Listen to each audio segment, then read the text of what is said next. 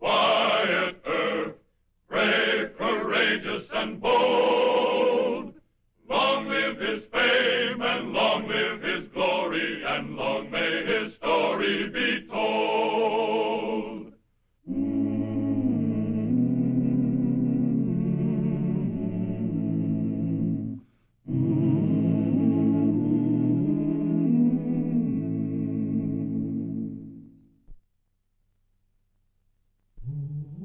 Every hoodlum in Wichita, Kansas wanted to get rid of Marshal Wyatt Earp. Men were hired to shoot him, and they failed. Earp had been out of town, and a crooked gambler by the name of Keno McGee had taken advantage of his absence to achieve some very profitable results. When the cat's away, mice will play.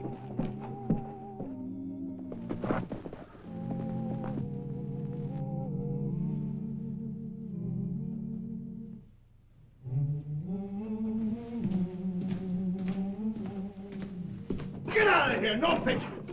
Set it up. I don't want any trouble with you, Murdoch. But you newspaper guys got no business taking pictures of my place. What are you hiding, Keno? What's the sense of you and me arguing? I got a license from the marshal's office to open. Sure, while Marshal Earp is out of town. You couldn't have gotten it when he was here. Pete Dahlgren is deputy while Earp's away. Now take your complaints to him. Don't bother me. Go ahead, take it. Hey, you, none of that! Wait. You have a public license. I want a picture of what a crooked gambling place looks like. Go ahead and take it. Give me that plate! Come on, take it back! Camera, bust it!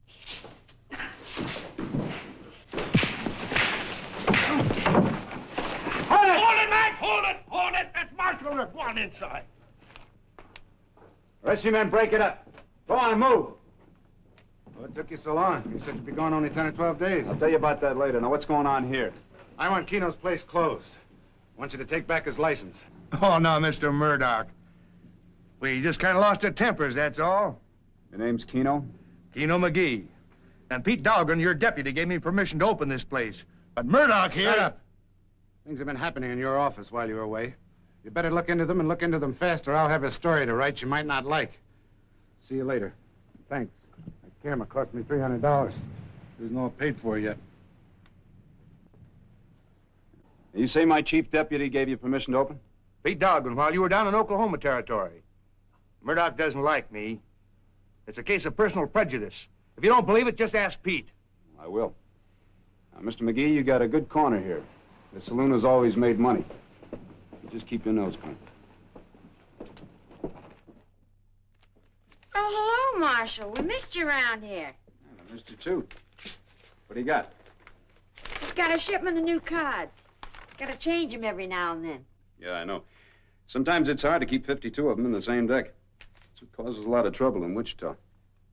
Which brings you to your point. I mean, you want something. You didn't just come in to chin with me. All right. You know all the saloon keepers and gamblers in Wichita. What do you know about Keno McGee?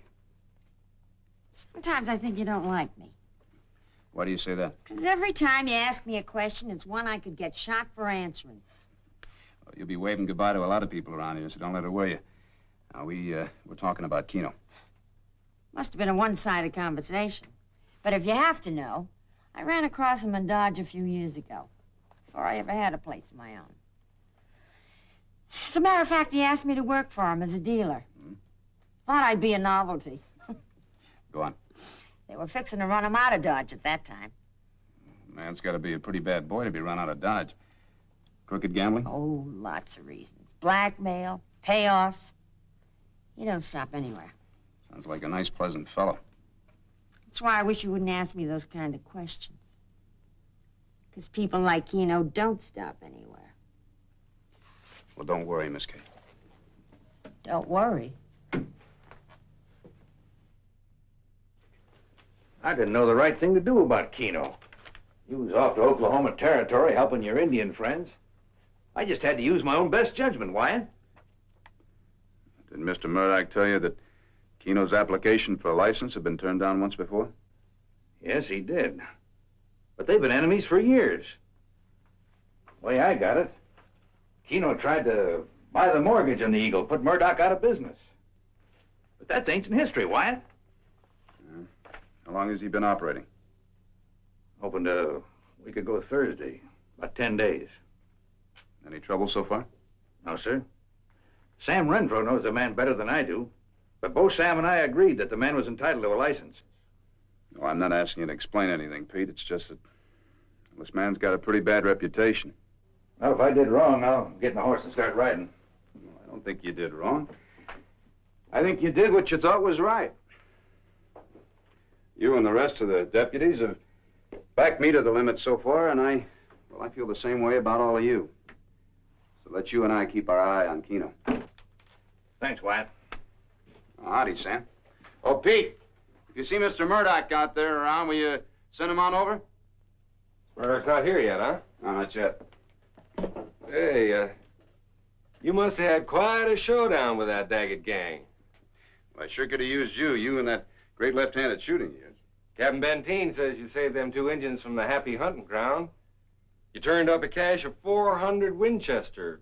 Daggett gang aimed to sell the Sitting Bull for whatever he's up to in Montana. What's been happening around Wichita?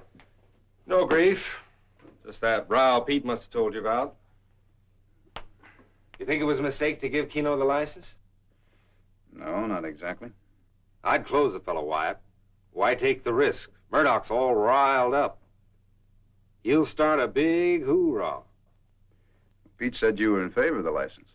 I was. I said to him what I say to you. Keno's a real slimy character. But they haven't yet made that a reason why a man can't get a license. I'll tell you what I'd do, Wyatt. Don't let me stop you, Sam. Lucky you did, sir. Wyatt's my boss. I got no business telling him what to do. Excuse me.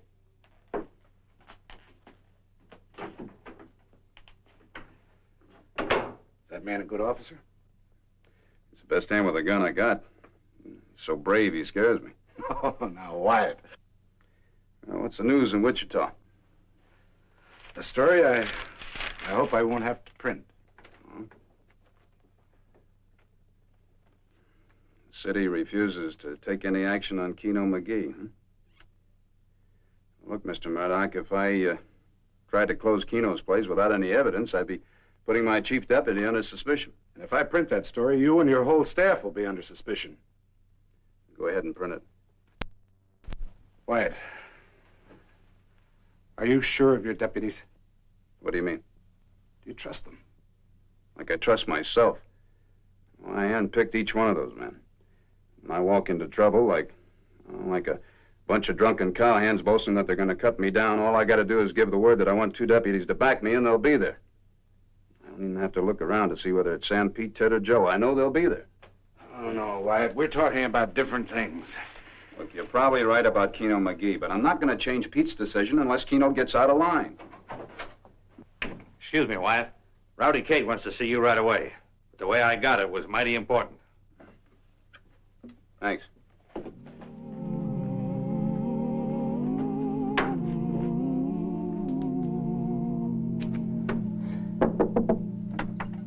It's him, Miss Kate. It's the marshal. Well, send him on up. You can come up, Mr. Earp. And close that door and don't try to listen. Oh, no, Miss Kate. Hello, Wyatt. I don't know why I let you get me all mixed up in your affairs. Maybe it's because you kissed me that day. Oh, look, let's not go into that again. Besides... I know. It was really me who kissed you. Well, it's all been very pleasant. Now, why did you send for me? You've done me several good turns, Wyatt, and I'm fond of you. You asked me a lot about Keno McGee. So now I can really tell you something. What? Have you heard that Keno McGee owns one of your deputies?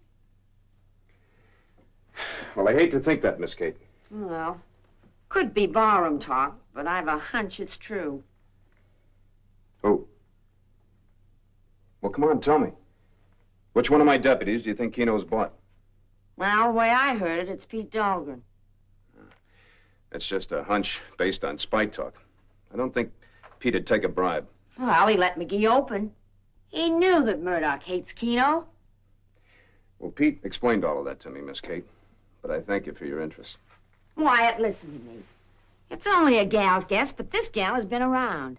If Keno did buy Pete, then he can work some kind of a dirty frame on you, right? Open your eyes, Wyatt. Protect yourself. Mildred? Yes, Miss Kate, excuse me. Now what is it? Mr. Earp, Mr. Murdoch sent word he's waiting at your office. Thank you. And don't worry. I'll be careful. Well, glory, hallelujah. A man's taken my advice.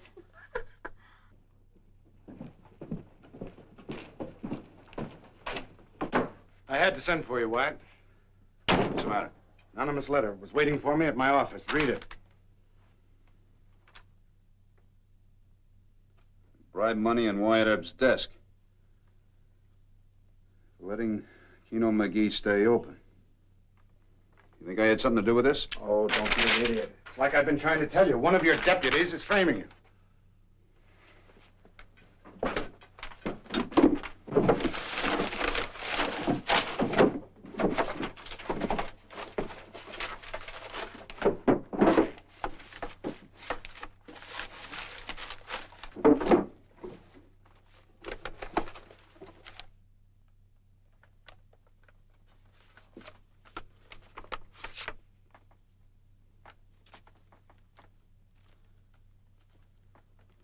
About $300 worth. All right. Let's call in all of your deputies and face them with it. First man to face with it is Keno. That's exactly what he wants. Since you found the money in the desk, you'd have a hard time explaining yourself. Our only chance to find the man who planted that money is to make Keno think his frame worked. It's too risky, Wyatt. You lose your star. That would make Pete Dahlgren acting marshal. He's the one who helped frame you. I don't believe that. If Pete did do it, I'll get him. But how can I accuse him or any of the other deputies? Well, what proof do I have? Well, there's no proof. All right. You take this money over to Keno and accuse him of bribing me. Have him hauled before Judge Stewart. That's right. So he takes away your star and your guns. Well, that's exactly what Keno wants, so let's play along with him. You intend to move around this town without your guns? Well, that's the law of Wichita. Yes.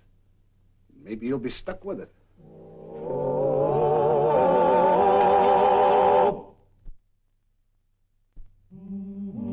And this is the money that Mr. McGee admits sending to Marshal Earp.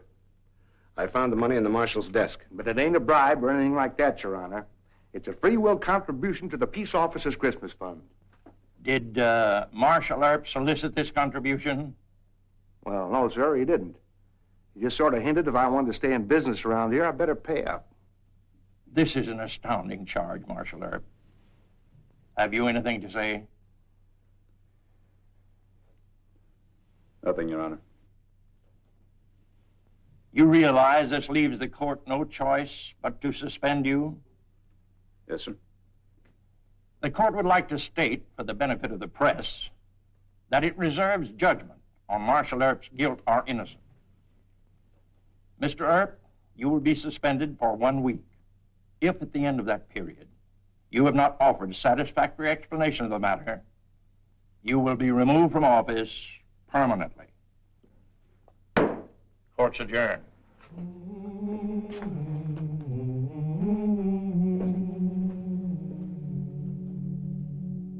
And all I'm saying is, one of us framed Wyatt. I'm not going to take this. Don't look at me. I had nothing to do with it. You let Keno McGee open up. You felt the same way I did about it. We both felt he at least had a right to open. I want to find out who sent that money. I'm going to get to the bottom of this.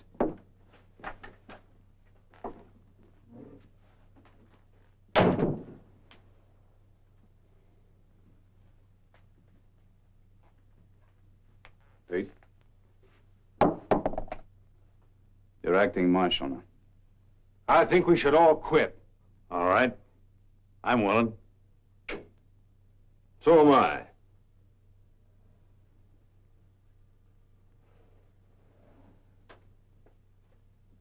No. Not all of you. Just one of you should quit.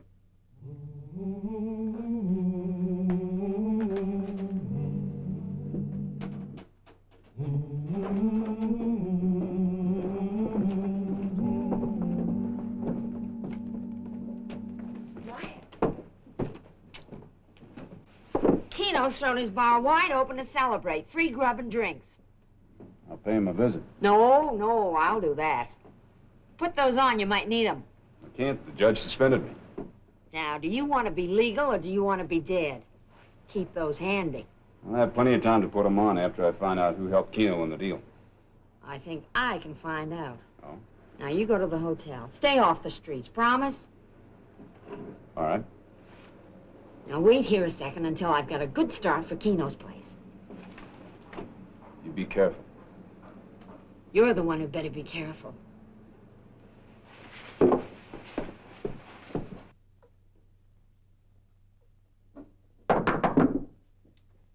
Come in, come in. It's Rowdy Kate, boss. She wants to see you. Well, bring her in. Come in, Miss Kate. Miss Kate, my darling, my competitor, but still my friend, I hope. Sure, Keno.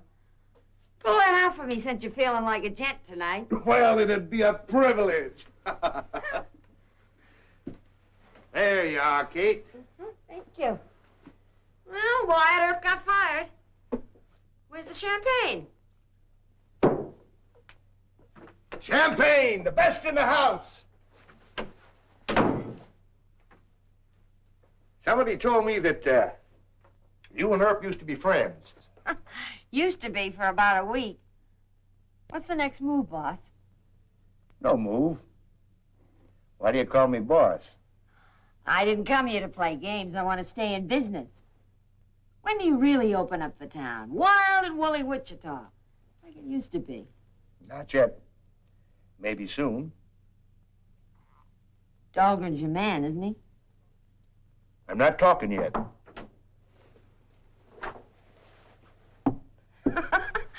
I don't want to go swimming in this. I'd fill a bathtub for you, sweetheart. You just say the word.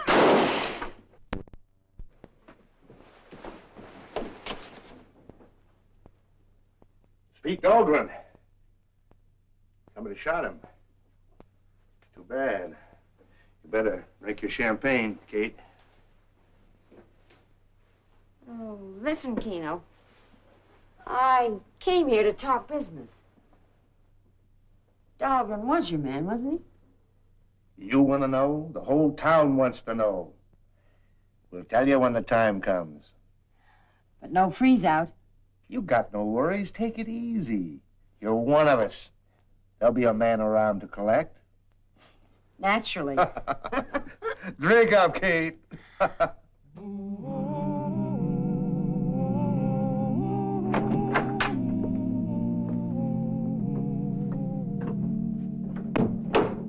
How is he, Doc? Pete was shot in the back by a left-handed man. When will Dahlgren be able to tell us who shot him? Don't be an idiot. Pete never knew what hit him. The fella snuck up behind him. Questioning Pete won't do any good.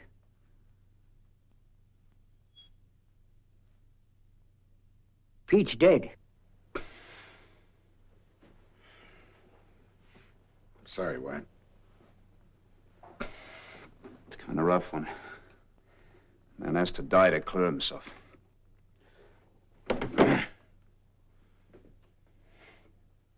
You tell Mayor Hope that I want Sam Renfro named as acting marshal. Yeah, sure, I'll tell him.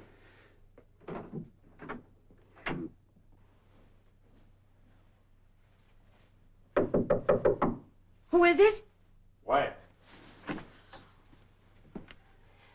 Sit down. No. You hear about Pete? I was with Keno when it happened. Who do you think killed him? Oh, I wish I knew. If they find out I'm mixed up in all of this, they'll come gunning for me. Wyatt, I'm scared. What did Keno say when Pete was killed? Just that it was too bad. Will you put on your guns? Yeah. Stay here? I'll try and keep you from harm, you know that. Wyatt, it was Sam Renfro. What makes you say that? I can add 2 and 2. Keno wouldn't deal until Pete was killed. Now he says a man will be around to collect for me every week. I'm gonna get my guns. I'll be right back. You stay close to Mildred. Thanks, Wyatt. I'll send her right up.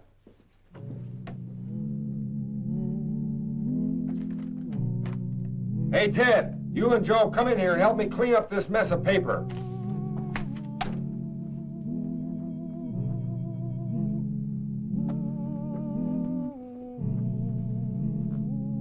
Ted, you hear me? Sam, Keno said someone talked. He wouldn't say who, but word's around Earp's gone for his guns. Tell Keno I'll be right down. Yes, sir.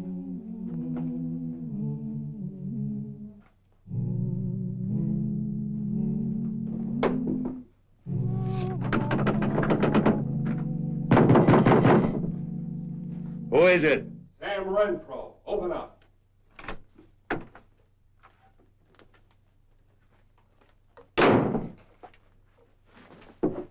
Give it to me straight. Who knows about me? Wait a minute, Sam. Who you pushing around? I said give it to me straight. Who'd you talk to? Well, only Kate, but she agreed to pay. She's good people. Good people. She's one of Wyatt's best friends, you fool.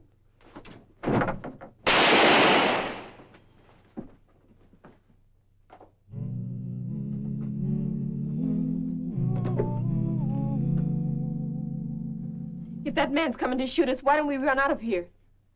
It's only been a few minutes. Why? It'll come. Yes, but what if Mr. Earp don't get here first? What then? That's him. It ain't Mr. Earp. Don't you go to that door, please. Wyatt? Yes? Sam just killed Keno McGee. I think he's on his way over here. Oh, good Lord. You clear out, Mildred. He's not after you. No, sir. I stay with Miss Kate. All right. And you get over against that wall. Miss Kate, when he comes, you open the door, then you flatten yourself against that wall. All right, remember, keep back against the wall.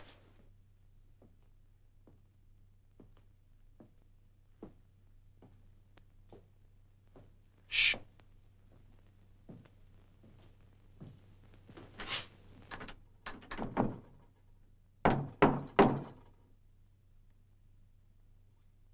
Who is it? Marshal Renfro, Miss Kate. Open up. Yes, sir.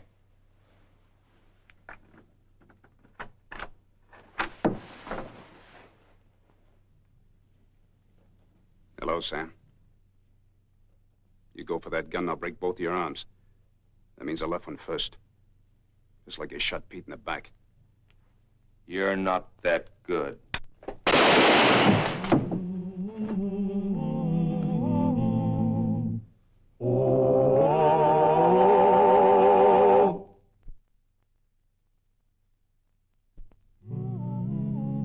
And are you willing to state that you dictated this confession and signed it of your own free will? You're charged with the murder of Keno McGee. Also, the murder of Chief Deputy Dalton on the streets of Wichita. You will be remanded to jail and held there for trial. Take him away. Judge, I won't be safe in jail. As soon as this courtroom's cleared, it's just a matter of time until some mob breaks in here to get me. I won't be safe, Judge. You'll be safe, Your Honor. No lynch mob's gonna get to him. The other deputies and I'll see to that. If I had wanted to take his life, I'd have taken it when he tried to murder Miss Kate. He's worried about a mob.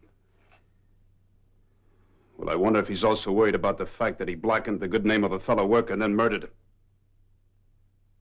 I wonder if he's worried about the fact that Miss Kate's still alive and that he was stopped before he could kill me. No, Mr. Renfro. There are other things more important than mobs. But don't you worry. I'm not going to let a lynch mob get you. You can rest assured of that. No. I want you to stand before this court and be legally tried and sentenced to hang. I've never asked that penalty before. But in the case of Sam Renfro, I believe it to be just and fair. I thank Your Honor for hearing me out.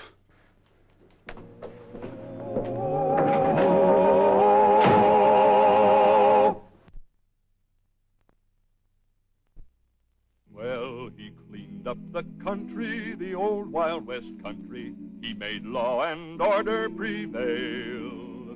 And none can deny it, the legend of Wyatt forever will live on the trail. Oh, Wyatt Earp, Wyatt Earp, brave, courageous, and bold. Long live his fame, and long live his glory, and long may his story be told. Long may his story be told.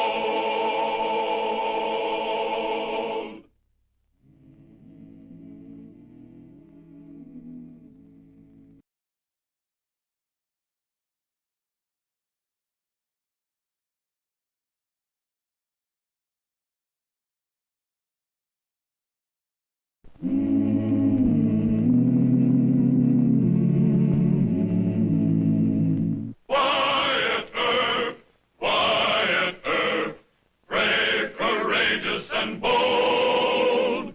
Long live his fame, and long live his glory, and long may his story be told.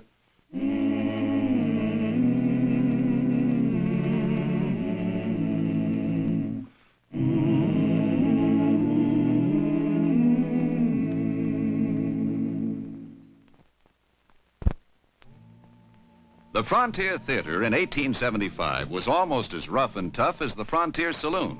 Wyatt Earp, as Marshal of Wichita, found himself saddled with the job of keeping order at the town's music hall, where all kinds of shows and all sorts of characters bid for popular favor. Usually the shows were pretty good, but usually the cowboy audiences were full of liquor and bad-tempered. Their response to the drama was simple and primitive. If they liked the show, they threw money on the stage. If they didn't like it, they started a riot. But in the case of Jeff Pruitt and his carnival honky-tonk, Come on, girls, the rehearsal's over. The whole show's over. Don't worry about it. You've got no right to close my show, Earp. It isn't a show.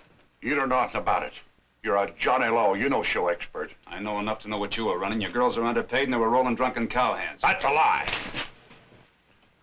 When the music hall's owned by this city, you're closed, Pruitt. I fight with my fists. I don't wear guns with two deputies to protect me. If that's the way you want it, I'll take them off. Not now. I want to get you all alone, where nobody can save you from a beating. Okay, you arrange that, Pruitt. You fix it up real soon. I'll take him and the girls to the hotel. Archie, put up that sign. Hey, aren't you going to have them fined for putting on an off-color show? No, our job is to keep cowhands from being robbed, not to protect their morals.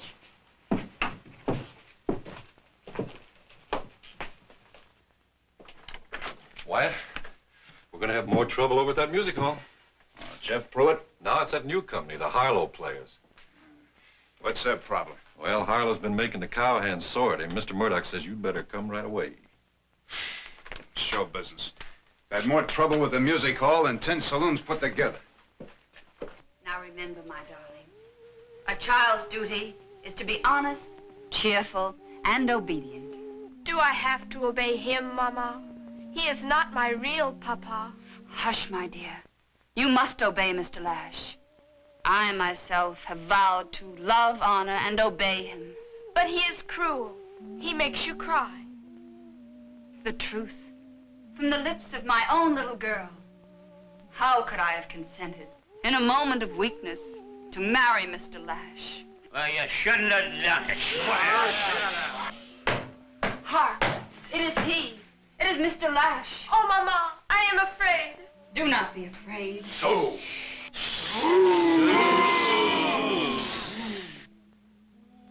I find you whispering. What is it this time, Well, answer me. Don't tell him nothing. If she tells on our little Mary, we're gonna... It's too late for a subterfuge, Agatha. 1 hour ago, I intercepted a letter which this ungrateful child wrote to her maternal grandparents in Schenectady. No. Yes. Leave the room, Agatha. Please, Mr. Lash, I beg of you. Don't you leave, ma'am. You stay with little Mary.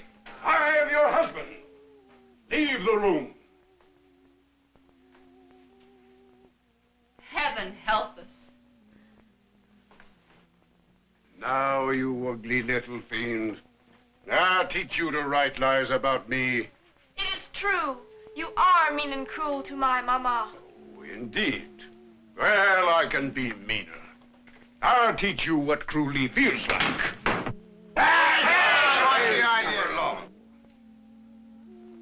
You have presumed to sneer at me. You have dared to write your maternal grandparents in Schenectady that I am a secret drunkard.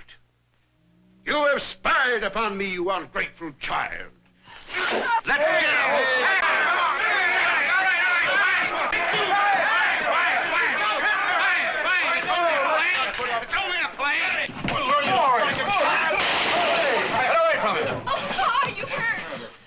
Oh, thanks to this officer here. I love my papa. I'm not crippled and he doesn't spank me in real life. You go on in and finish your show. I'll see there's no more trouble. Come on, take him inside. Come on, get in. We've put on Suffer Little Children 100 times. I had no idea the audience here would react the way it did, Mr. Earp. Well, you ever been out west before? No. You just don't understand cowhands, Mr. Harlow. Just like other people, aren't they? Sure, when they're sober. Trouble is that most of them are never sober. You see, Wichita's the end of a long cattle drive for most of them, and they, their stay here is their one big holiday of the year. Oh, see.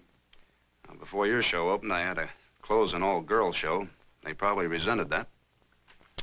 What you're trying to say is I should have put on a more cheerful play.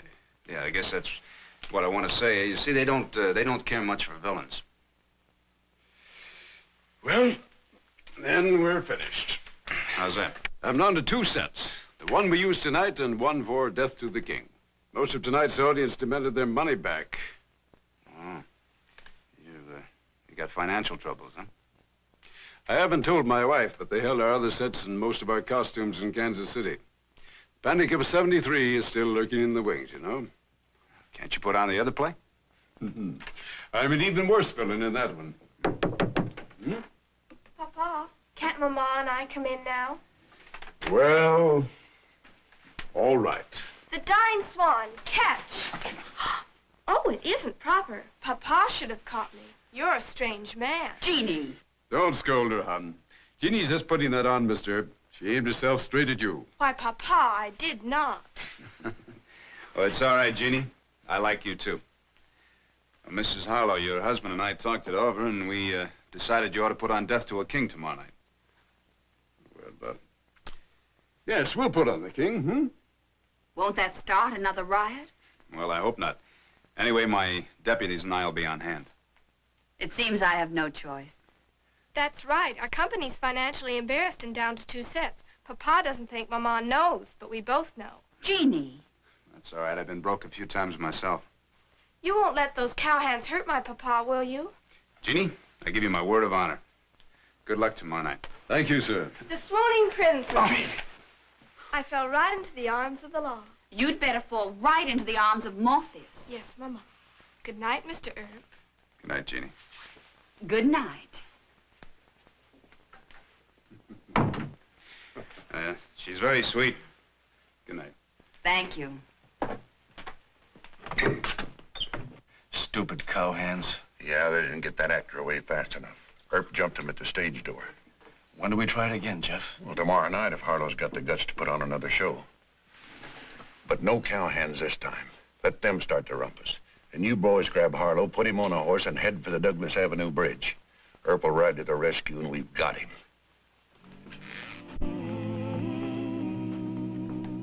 Harlow again. Wonder if that no-good child-beating murderer gets murdered, or does he murder the king? He better get murdered.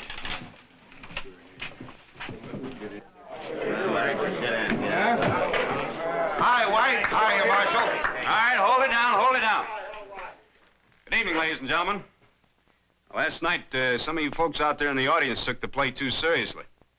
Now, just in case you haven't read today's Eagle or were told by your bartender, I'm going to repeat a mild warning. Now, this stage up here belongs to Mr. Harlow and his actors and nobody else, and that includes everybody out there. Now, if anybody tries to climb up on this stage except the actors, or tries to make any unnecessary noises, you're going to get buffaloed. The law says you'll stay in jail for 30 days. Now, me and my deputies are going to be sitting in the front row, so All of you just sit back, relax, and enjoy the play.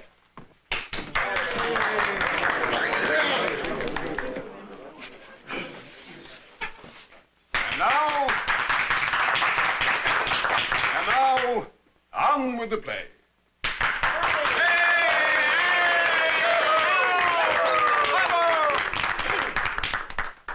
6,000 men approached to seize my castle and my kingdom.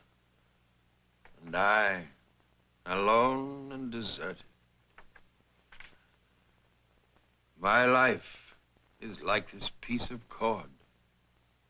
It had its beginning. It must inevitably have an ending. Now, what could be fairer than that? And yet, a king must sleep, restless with the burden of his own crown. For on this day, I did but hearken to such tales of woe from my poor subjects, that death, not sleep, would such a blessing be. But hold, my wretched life is precious to my people. True, true. For when the last ruddy drop escapes the cup, what then? Moncrief is king. Aye, Moncrief, my nephew, so steeped in evil as to mock my name and make his own name a terror in the kingdom. Moncrief, his name to squeak like the gallows rope, like the screw that turns the rack. Moncrief. His name doth rhyme with grief, that word so cruel and so forlorn. But why do I think of this? For I am old. 'Tis far better to dodder and to drowse and to sleep. Now, don't you go to sleep, King. No, Harlow's coming to dry gulch you. Why don't we beat him to the drought? Beat him. Get on, get over it now. He snores. The old fool snores. And this his last farewell to life. No battle cry, no gallant jest. Not even a seemly prayer. 'Tis well. For what is left of this life, I mean to nudge across the sticks with a bare butt. Hey, King, wake up! Wake up, wake up. Come on, wake up! Wake up. Snore by night, a toothless cackle by day. Ears lie cold in the very blood of him. Too long the frost has gathered on his beating heart. It labors feebly now in a sheet of ice. Well, old man, thou art mostly dead. Quiet, quiet. If you people continue to act like this, we'll never have a theater in Wichita. It's no use. We'll have to give them their money back again tonight. Mr. Harlow, I know who's buying this now. We'll talk about it later. Well, we sure are going to jail. Come on. Come on.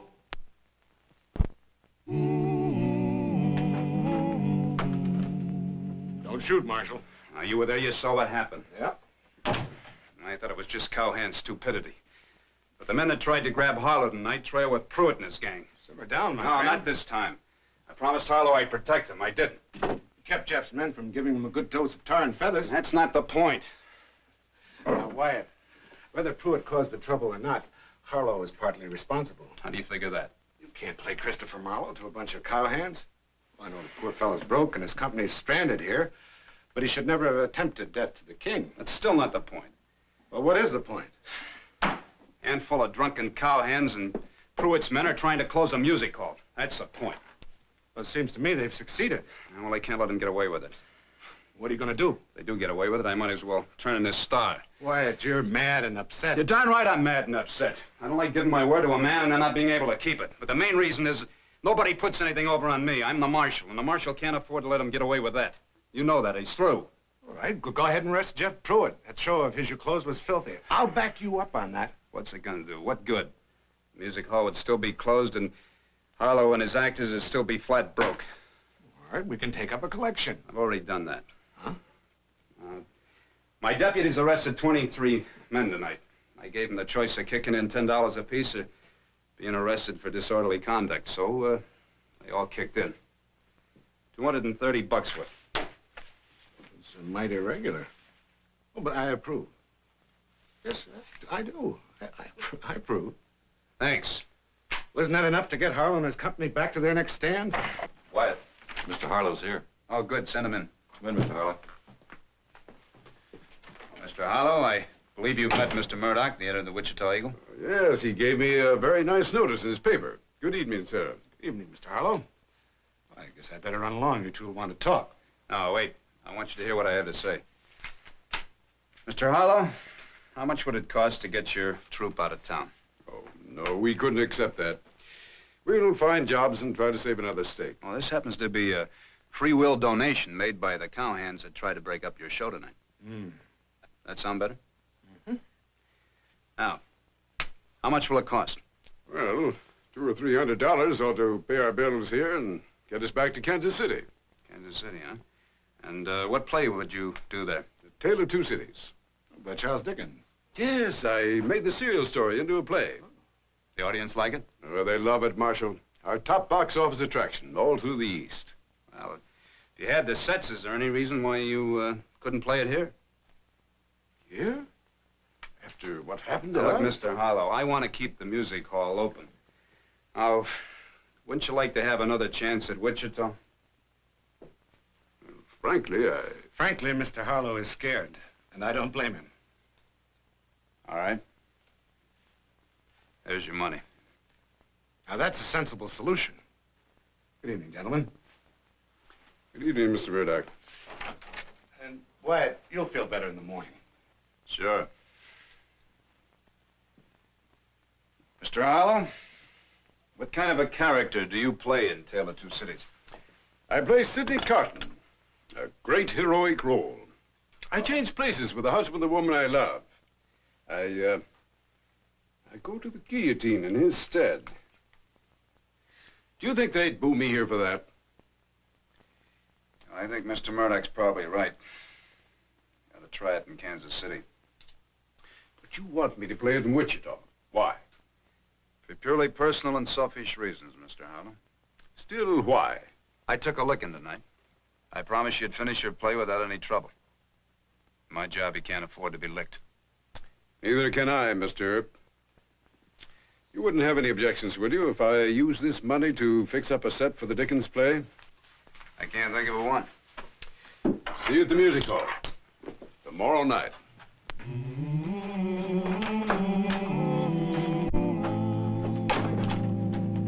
Wyatt, wake up.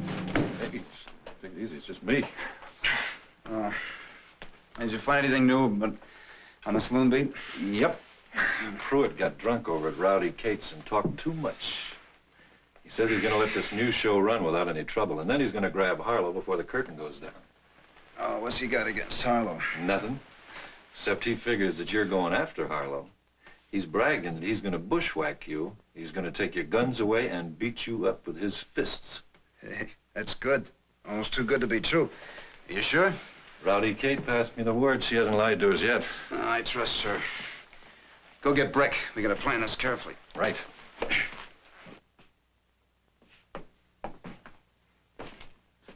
Allie! Come, my dear. You have given life great courage. Give death an equal bravery. For death is nobler than life. Allie! I can bear it for myself, Mr. Carton, but for you. No, my child. Why must you sacrifice your life for them? Why? Charles Darnay is a good man. I have loved his wife, Lucy, with the one pure affection God has granted me in this world. And their child. Allie! In sparing little Lucy's life, I gain a child of my own. Is all that not worth a few moments out there? Let me go first, Mr. Carton. No, my darling. You are friendless and alone.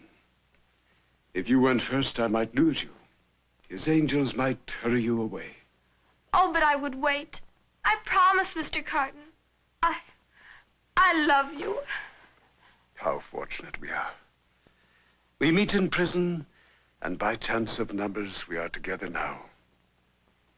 Say you love me, Mr. Carton. Just a little. More than a little. In the light of eternity, your soul should be bright and beautiful. Beautiful? The loveliest young lady who has come from France. And even I, a weakling, a wastrel, and a rogue. If my prayers be answered, I too shall be pleasing in his sight. Oh, you will, you will. Sidney Carton. But a few moments now, and I'll have you in my arms again. Think this of me. It is a far, far better thing I do than I have ever done. It is a far, far better rest I go to than I have ever known.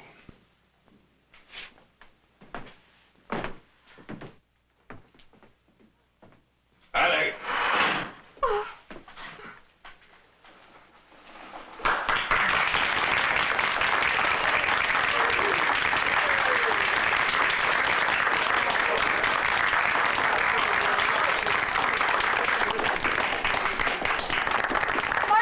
Marshal Earp, those men, they grabbed my papa. Stop them, stop them.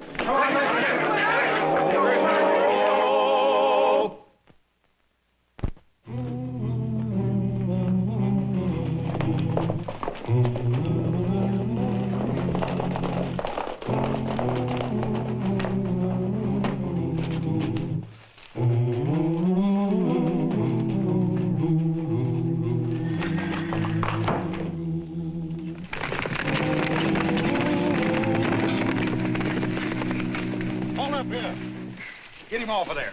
You boys get these horses out of sight. Get down off of there.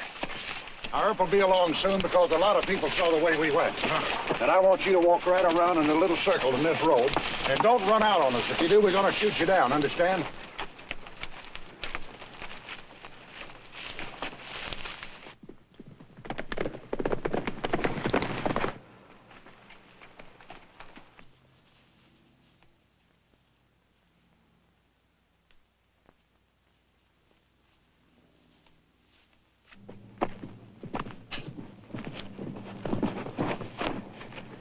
Mr. Howell, glad to see you're not hurt. I said I'd get you alone. I'm sorry, Mr. Earp. You're going to be a lot sorrier. Get his gun. All right, Pruitt, it's your turn. Lift them, all of you. Come on, drop him. Get him. Come on, get those guns down. Get him up. Get over here, all of you. Hurry up. Are you going to shoot me, huh? No. Keep your guns on the rest of them. Mr. Pruitt's first. You wanted a fist fight, didn't you? Not with your deputy shooting me in the back. Don't worry, they won't. You stay out of this. Right. Watch it. This is what I've been wanting. Now get up. You can't wait, can you?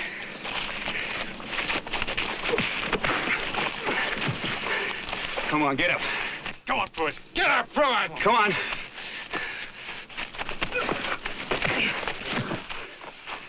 Come on. Swing. That's it.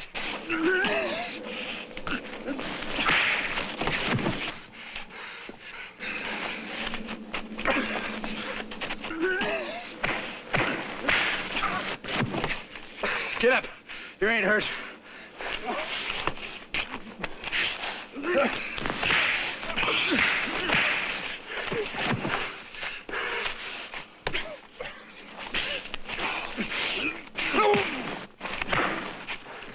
Get up.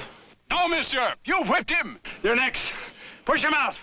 Shove him over here. No. No. Stop him. Stop him. Come on. What's the matter? You heard Pruitt brag I couldn't fight with anything with my guns. Well, come on! No, come to your senses, man. You'll kill him. Get out of it. This ain't my fight, Earp. It is now. Quiet, please, Mr. Earp.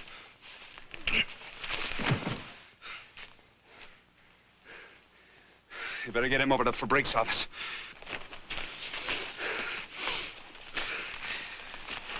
I'm sorry. Mr. Al, I try to stay out of fistfights. Gun's less personal, and I don't get so mad. I can't fight with my fists or a gun. But if I had to fight you, I'd sure choose a gun. How'd Tale of Two Cities go? Oh, tremendous. I missed 5 curtain calls at least. Great. You'll run forever.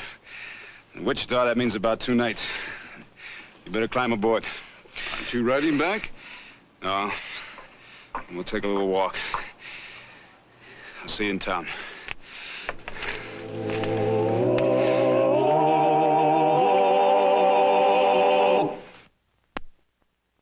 Well, he cleaned up the country, the old Wild West country. He made law and order prevail. And none can deny it, the legend of Wyatt forever will live on the trail. Oh, Wyatt Earp, Wyatt Earp, brave, courageous, and bold. Long live his fame, and long live his glory, and long may his story be told. Long may his story be told.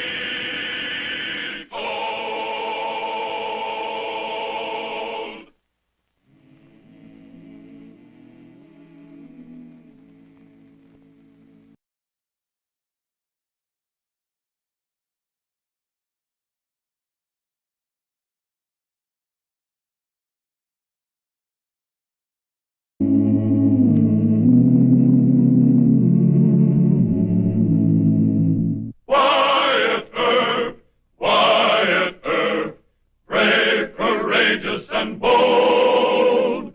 Long live his fame, and long live his glory, and long may his story be told.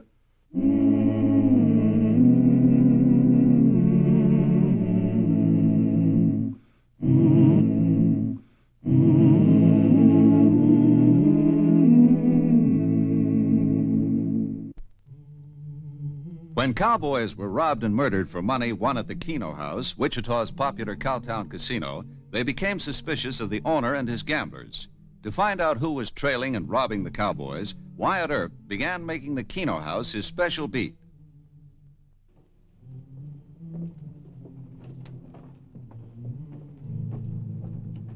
Everybody drink Frank!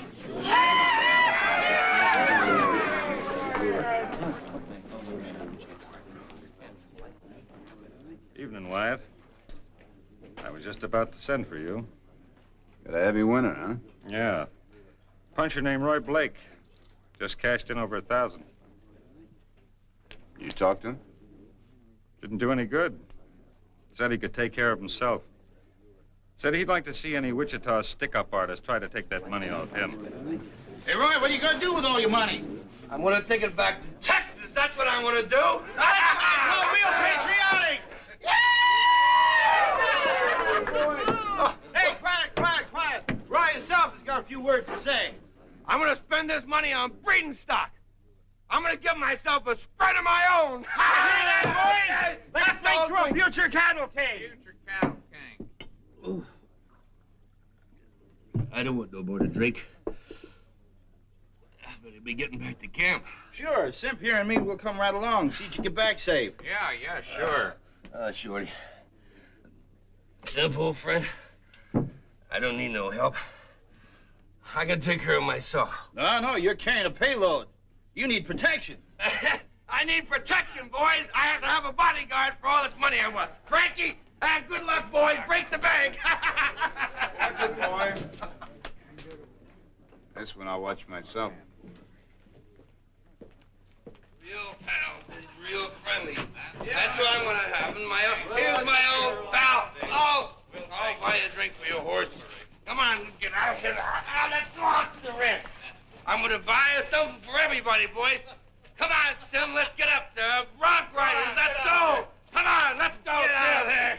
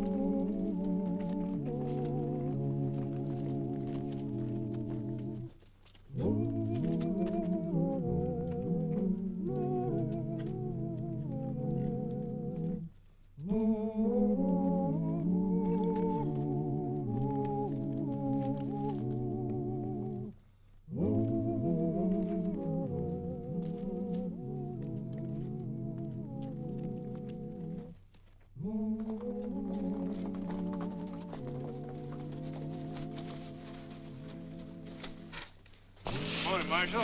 Morning. Yes, you're up early. I haven't been to bed yet. Been riding trail on a lucky cowhand. Oh, Blake? Yep. Yeah, we weren't at the Keno house, but we heard about him. Yeah, I figure he's safe now. He's across the creek. Must have reached camp and broke the news. Yeah, I guess so. I'll see you boys back in town.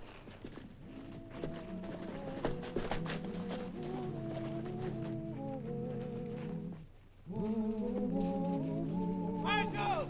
Marshal!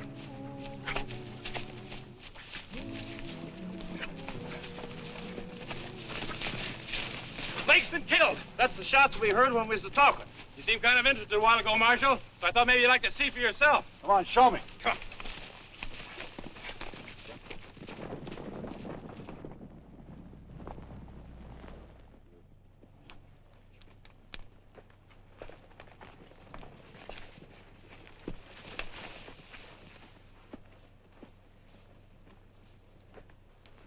Where'd you find him? Marshal was showing considerable interest a while ago. I let him see for himself. Got any idea who might have done him in, Mr. Earp? Aren't you the two who left town with Blake? What do you mean by that, mister? Simp, I'll do the talking. Sure, we were with Blake. We rode this side of the creek with him. He headed for his camp, we headed for ours. Did you hear the shot? Sure. We hot-footed it back here and found him right where he is now. You see anybody else? No. Some of the rest of the boys started drifting up about that time. I followed Blake as far as the creek. I figured he didn't need any more protection once he got the other side, among the camps, among his own friends. But the way things are beginning to look now, you boys are being bushwhacked by your own pals. Thought you were here to help us, Mr. Earp. Sounds now like you're accusing us. Why don't you go back to town where you belong? We don't need your help. Well, whether you need it or not don't make any difference. You're gonna get it. All right, Earp. Why didn't you start off by trying to arrest me? Simp. You better take your friend down to the creek and cool him off. Once Mr. Earp appears among us as a friend, least you can do is give him a chance. Cody's right, Simp. For once, we'll have to assume the marshal's acting in good faith.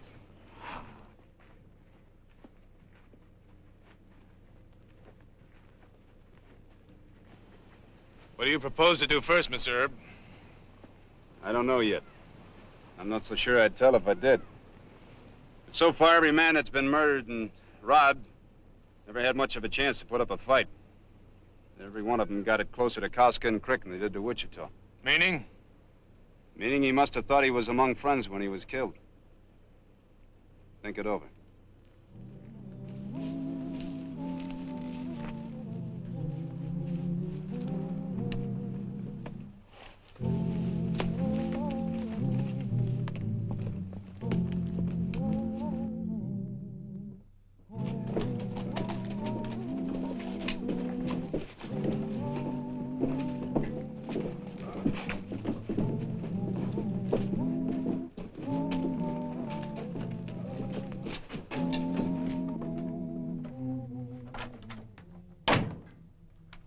Mr. Earp here?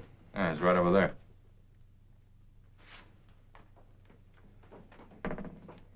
Mr. Earp? Remember me?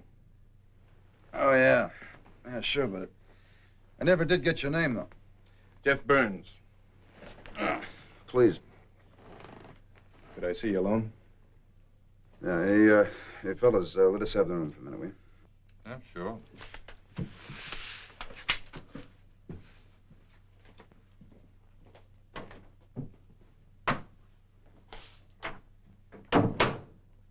Getting any place with the robbers?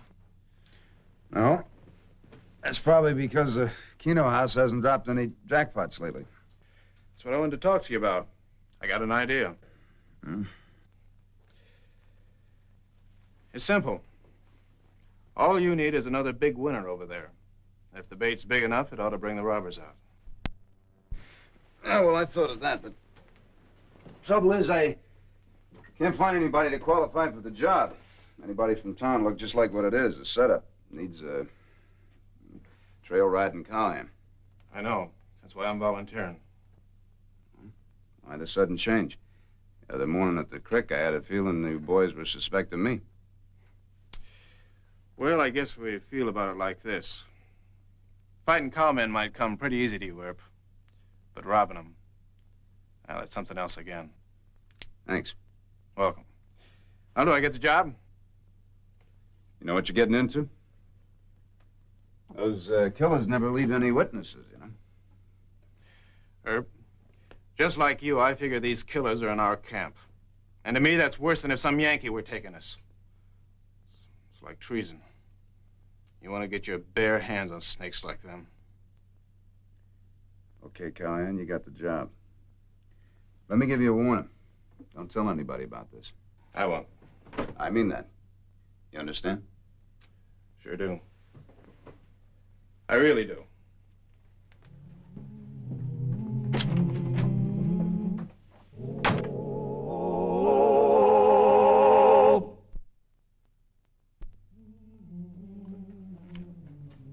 Seven wins. Seven again. Well, I guess I win again. It's your night, Jeff. It sure ain't mine. I'm making no apology, Shorty. It's been a long time coming.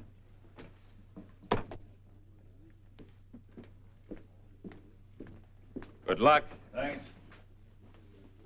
Feel kind of sorry for that cowhand. Came in here in his first drive this spring and almost broke the bank. Been trying to repeat it ever since. Beats me, though, where he catches the money to keep trying. Evening, Wyatt. Mr. Rupp. You all set? Yeah. He'll be cashing in soon. When he does, he'll be paid off with the marked money.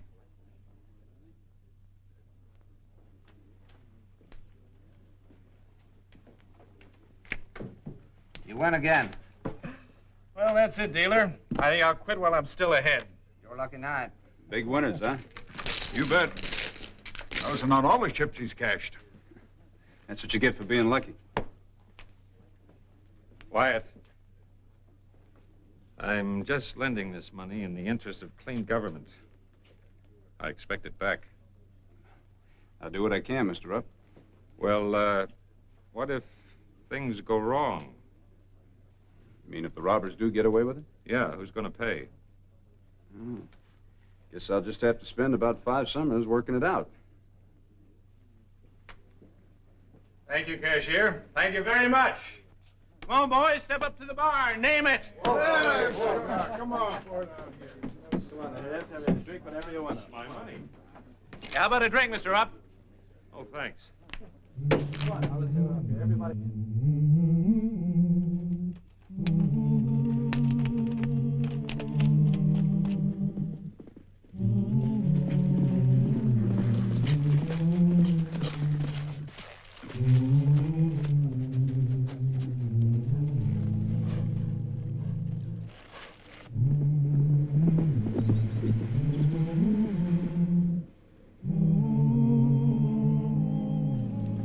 Shorty, Yeah? you lose all the money tonight? Difference does it make? We'll have some more pretty soon. Thinking of all the money we'd have if you wasn't gambling all the time. Shh. Here comes somebody.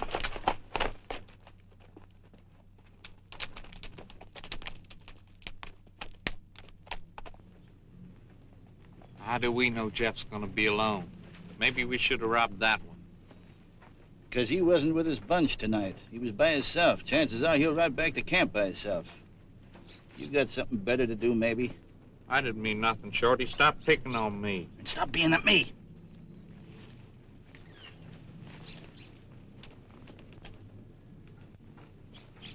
That looks like him. Well, we're going to make sure. Get off your horse. Why? Get off! Sam, you stay here and keep him covered. That's you, Jeff? Who is it? Shorty Dawson. In trouble?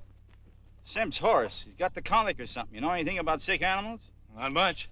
All right, get your hands on away from your gun. Simp! Get his gun. Okay, Simp, get him off the road. Get over there! Here!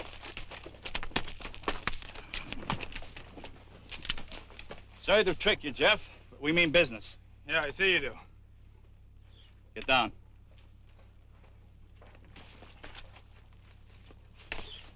All right. Put that money in these saddlebags. I've seen some pretty low humans in my time, Shorty, but this beats them all. Yeah, it takes all kinds, don't it, Jeff? Search him, Semp. Make sure he didn't miss anything.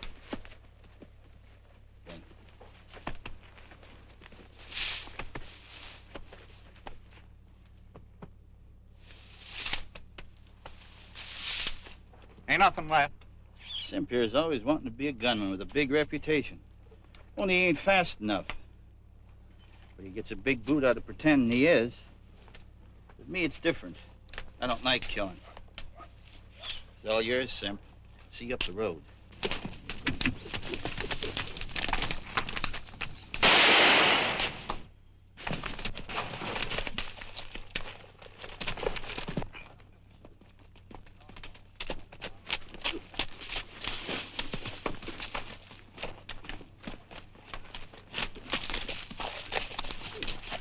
One again, eh, Semp? Yeah. You sure? Yeah, right through the head. You're improving. Well, let's get along. I knew it. That other fella heard the shooting. All right, get off the road and head for camp. Hey, yeah.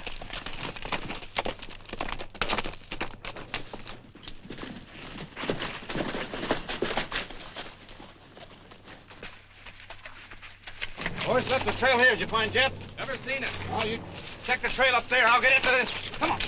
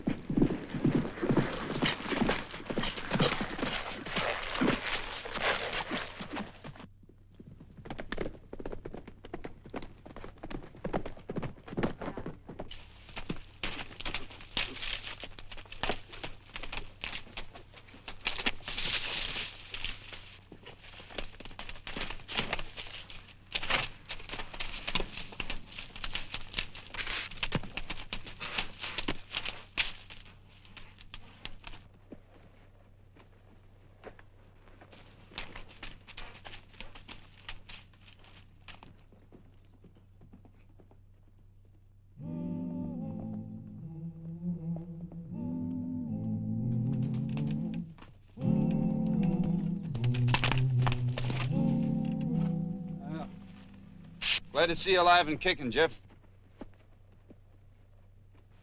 How bad is it? All he lost was some hair. The bullet knocked him out. Well, the one I was after stopped running and played it smart. I figured I'd better check with you and then take up the trail first thing come daylight. Well, you won't have to look very far. Shorty Dawson and Sim Sheldon. If they think I'm dead, they'll be back in camp with their outfit same as usual in the morning. Come on, we'll get you back to town and get a fresh start tomorrow.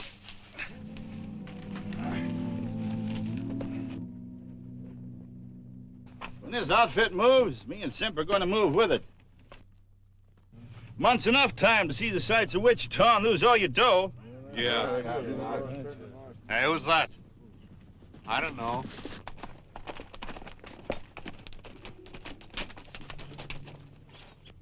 Middle one looks like Jeff Burns. Sure does. Hey, there's Jeff. Who's that other guy? There they are, those two. Shorty and Semp. You, take their guns. They're under arrest.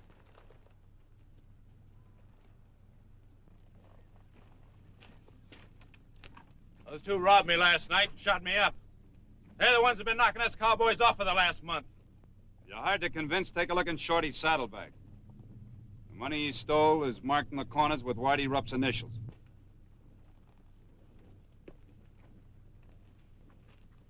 He's right. There's a WR marked in the corner. Now take the guns like I told you. Sure beats all, don't it, boys? Harboring rattlers right under our own blankets? Why, even a coyote don't hunt its own kind. That'll do, Jeff. We come here to arrest him, not talk him to death. If the prisoners wouldn't mind, climb on your horses and we'll head back to town. You're our game, Wyatt. You're not gonna have them. You know how I feel. You'll have to swallow your feelings, Jeff. I'm taking them in. Get on those horses. Jimmy, start herding them back to town. All right, hold it. I think you know better than to make any gunplay, Jeff.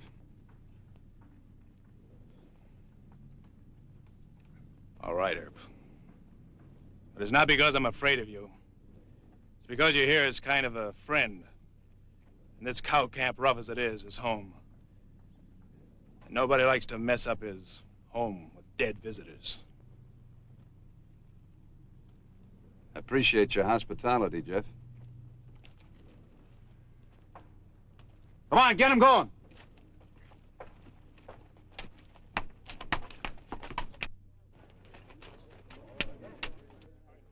Herb! It's only fair to warn you. As soon as word gets around to the other camps about this, there won't be a jail big enough to hold them two. And we'll be coming in to get them. I hope you don't.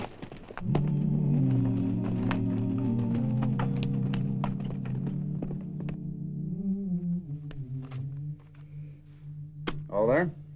Oh, every dollar, Wyatt. I'm telling you, sir, every businessman in town ought to be grateful for what you've done. Wyatt? The cowhands are gathering on the creek like they're fixing to raid the town. Huh? Mr. Rupp, do you mind if I use your place for a meeting? Meeting? What for? I want to find out just how grateful you businessmen will be when I ask you to start shooting your best customers. Well, what's up? What do you mean? Thanks. Knew you wouldn't mind. A meeting? Now, wait a minute. Wait a minute. Not just yet, John. There's a meeting going on inside. I don't see why we should run headlong into trouble. By your own admission, these criminals were caught red-handed. So let the cowhands have them. Above all, we don't want to bite the hand that feeds us. Much as this town needs the cowhands' business, Wyatt's right. We can't let them put this over on us. Look, when I first took this job, you offered me a posse and I turned it down. Now I need a show of force and I'm asking for it. Do I get it or don't I? You know where I stand, Wyatt. Me too. I sure have a lot to lose.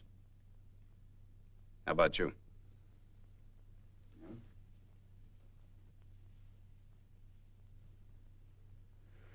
How about the rest of the businessmen? They're not here. I suppose that means they're on the fence. Well, if I don't get enough men, I'll go out there alone. And gentlemen, if I do that, I'm through. I'll either resign or I'll be dead. Which in either event will leave us entirely to the mercy of the mob. Is that what you men want? Then I'll close my newspaper as of now. The one record I'll never print is the day that Wichita turned yellow. Now, just a minute, Murdoch. I didn't exactly say I wouldn't. Well, what are we waiting for? Come on, let's go talk to the rest of the businessmen. Well, at least now we'll get an answer.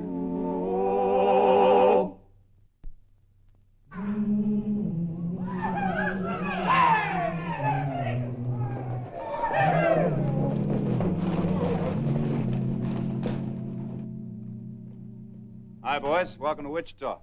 Stand aside, Wyatt. You know what we're here for. Sure, I know what you're here for. You're here to have fun. That's exactly what you're going to get, Jeff. Any way you want it. And they're all your friends ready to give it to you. The merchants, restaurant owners, saloon keepers. Each of them with just one aim in life, and that's to give you gents anything you want.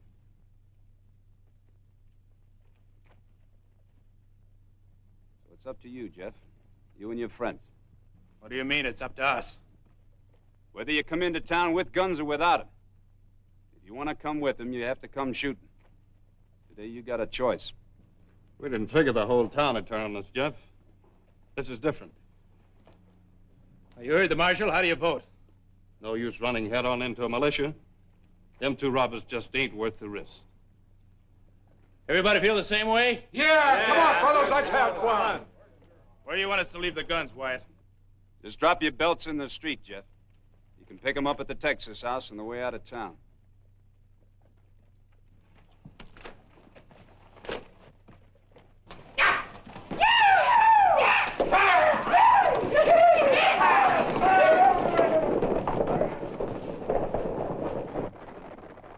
Come on, boys, give me a hand. After what just blew past, street cleaning's gonna look like nice, pleasant work. You're so right, Wyatt.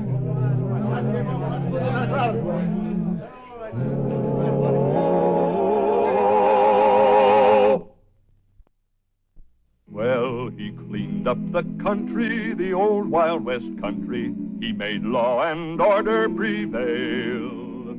And none can deny it, the legend of Wyatt forever will live on the trail. Oh, Wyatt Earp, Wyatt Earp, brave, courageous, and bold.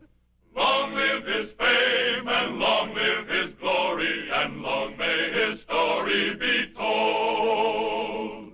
Wyatt Earp, Wyatt Earp, brave, courageous, and bold. Long live his fame, and long live his glory, and long may his story be told. Long may his story be told.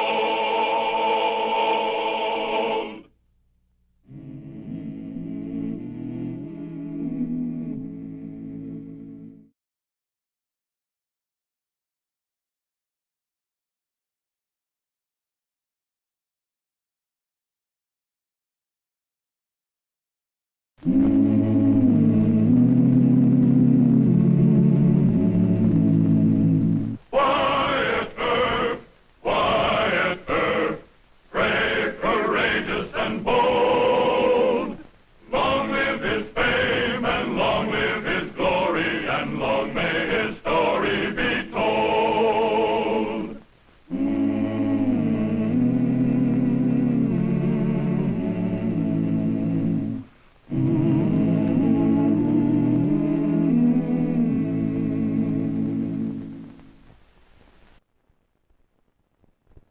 Wyatt Earp's greatest distinction as Marshal of Wichita, Kansas, was based on the fact that in 100 showdowns with armed lawbreakers, he preferred to disable an opponent rather than shoot to kill. But George Peshauer, a renegade of such villainy that he was expelled from the Thompson gang of outlaws, managed to anger Wyatt into a killing temper. On the western frontier of 1875, Marshal Earp was considered reckless and foolishly quixotic to spare outlaws' lives at the risk of his own.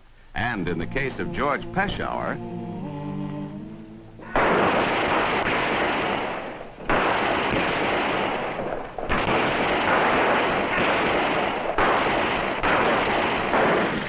All right, men. Check in your guns quick. When Earp shows up, nobody knows nothing about this hoorah. I'm in town on business, but Rawhide and Deacon Earp, that's my pleasure. I beg your pardon. Are you by any chance Mr. George Peshauer? That's right. You must be that English fella. Oh, you can tell? Don't worry about it, son. Time you spent a couple of months on that spread you figured on buying, you look like a cowman same as anybody else. I shall try to be, Mr. Peshauer.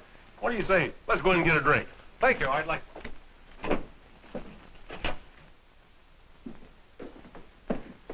Well, if it isn't our Miss Prim.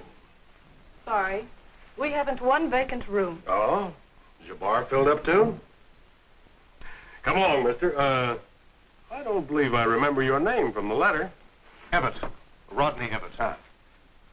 I don't like the name Miss Prim. Do you mind if I call you Miss Primrose? The guest is always right.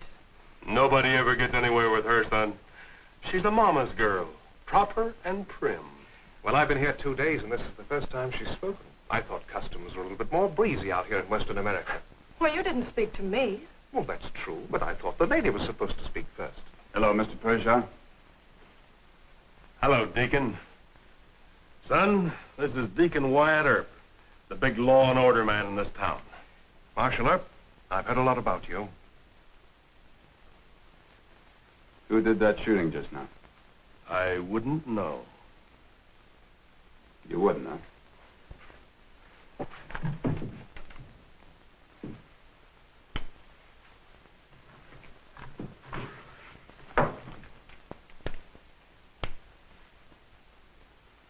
You're a liar. You still want to say you don't know anything about it? Look, Earp, you run it over me and Chad Pierce once in Ellsworth. Don't try it here. Now, you didn't see this shooting. Try and find a witness that'll say they saw me. You're still a liar. Now, gentlemen. Aren't those fighting words here in Western America? Come on, son. We got business to talk over. He's wearing guns. I'm not. I'll say that I saw him. Did you, Miss Coyle? No. But if it'll help you put him in jail, well, I'm morally certain that he and his crowd did it. So am I. But you stay out of this. Mr. Bishar is a real nasty man. Is that, Englishman a friend of his?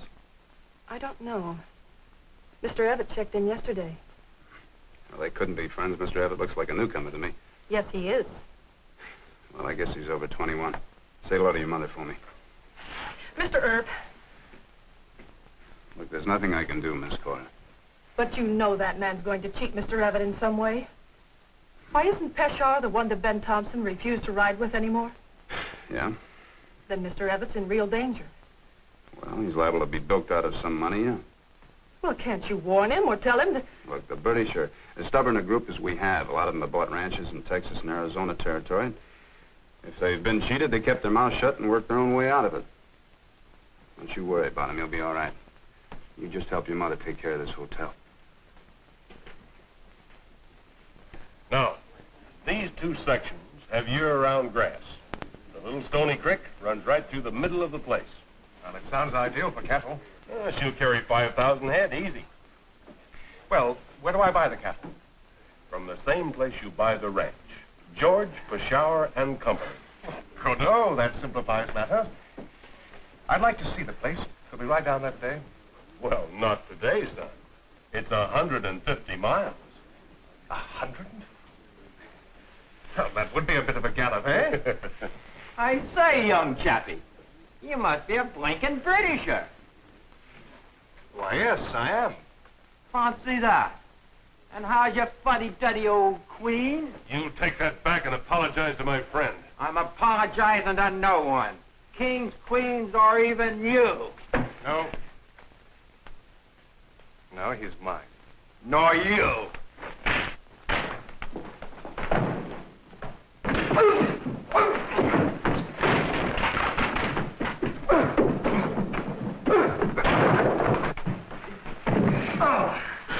Stop it! I'll fix you. No! Mr. Earp!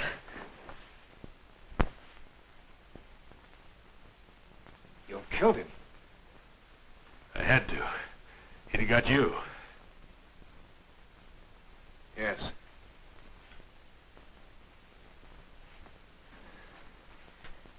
I don't know what to say. Thank you, man, for saving one's life is a... No, forget it, son. I won't forget it, Mr. Peshawar. I won't forget it. This man tried to shoot me. My friend here shot him first. Is that the way it happened? Mr. Evett and the cowhand were fist fighting. Then Mr. Evett knocked him down and he drew a gun from the rack. Mr. Peshawar shot first. With what? With this? You're under arrest. For saving my friend Evett? No, for not checking this. Marshal, it's obvious that... There'll be an inquest. You can tell your story then. You men pick him up and carry him to Dr. Fabrique's office.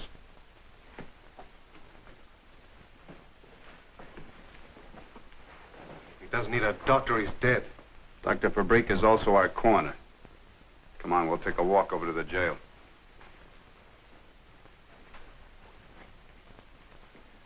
That marshal out of his mind.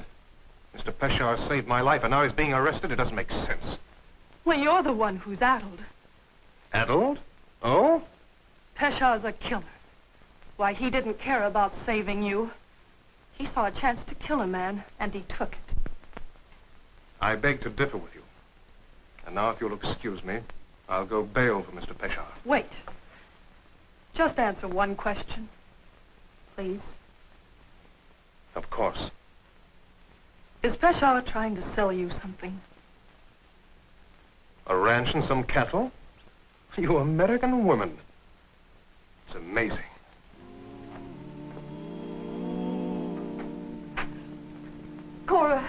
Yes, Mother. Lock the door, lock the door.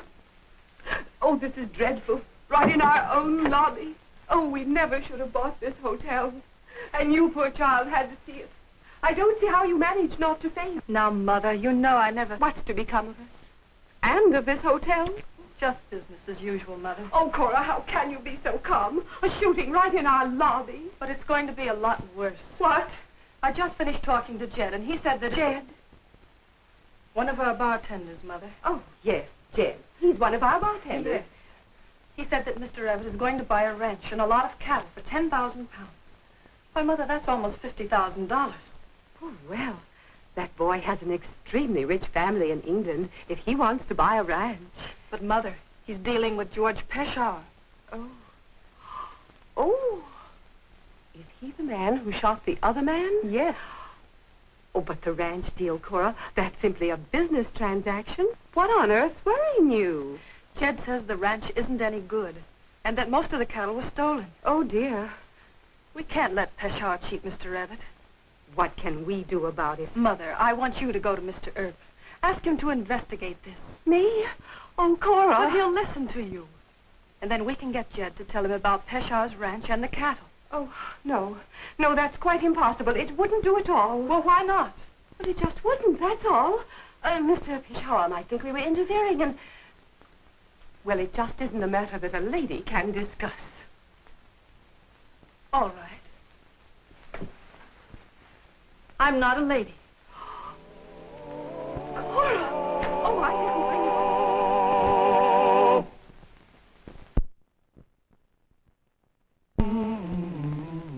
Here's the bail money for my friend. I don't know much about your American law, Mr. Earp, but I have the distinct impression that it follows most of the English statutes. Or am I in error? No, Mr. Abbott, you're not in error. We derive from English law. Then any offense less than murder is bailable. True. But killing a man in a gunfight is murder, technically. I say now, Mr. Earp, that's not quite cricket. You heard Miss Cora admit... Mr. Abbott, your friend's going to stay in jail until a coroner's jury exonerates him. Then it's obvious there's bad blood between you and Mr. Peshawar. Look, he's a killer, a cheat, and a rustler. Or I could use more profane terms, if you'd like. I suppose you have proof of what you say. Yeah, I caught him cheating at poker once. Now, that's only your word. Do you doubt my word? Mr. Peshawar defended me at the risk of his own life. I think I should defend him. Seems to me I'm obliged, you know.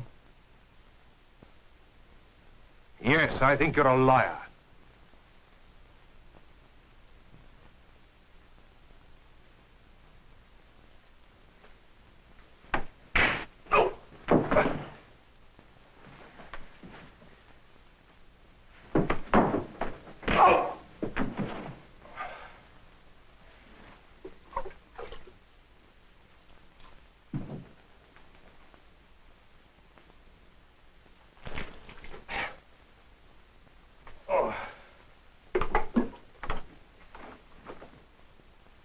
Marshal Earp, what happened? We had a bit of a row.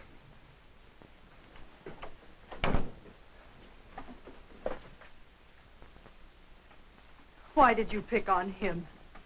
Peshawar's the one that ought to have his head knocked off. It was a beautiful right punch. Maybe I should have called you out with revolvers. Are you good with them? Not too bad. I shot for England at the Bisley matches. Miss Primrose. I am sorry. I vaguely remember the scent of perfume, but I thought I was in the land of dreams. You still are if you plan to deal with George Peshawar. Oh? You agree with Mr. Earp? Yes. If you'd only listen, you'd understand why... I'm sorry. I'm being stubborn, I know. It's a bad habit with us British. We're loyal to our friends.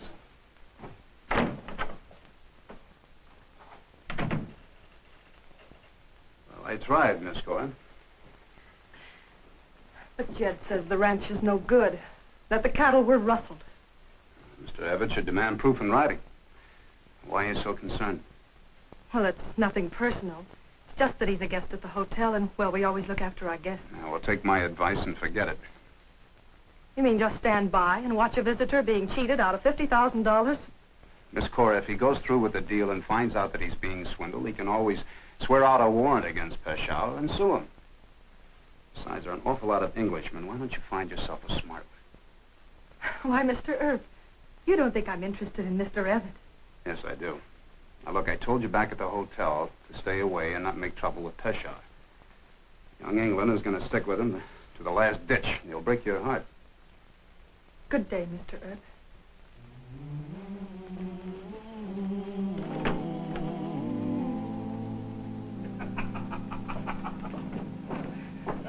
We sure made a monkey out of Earp. Justifiable homicide. Even old Dr. Bink gave him what for. I wasted the coroner's time. Hey, I've been waiting to ask you. Where'd you get that bruise on your jaw? Oh, a bit of a shandy-gow. Earp, he done it? Well, it's all over now. I suggest we forget about it. No, we won't forget it. Hey, Deacon. Big John Law. Punching my young friend Everett. You want to make that your business? I want this young man to know that you're not a fair sample of an American. When you're not wearing your guns, you're as yellow as a buzzard's beak. I'll take them off. Now, leave them on. And when you and I meet, I'll be wearing mine. You do that. Is Mr. Earp afraid of you? You saw the way he acted, didn't you? Didn't seem afraid to me. Looked like he was trying to hold his temper. Just bluff, son, bluff. When I'm wearing my guns, the man that's not afraid of me is a fool or an idiot. Now, come on. Let's go wet our whistle. Talk about that cattle spread.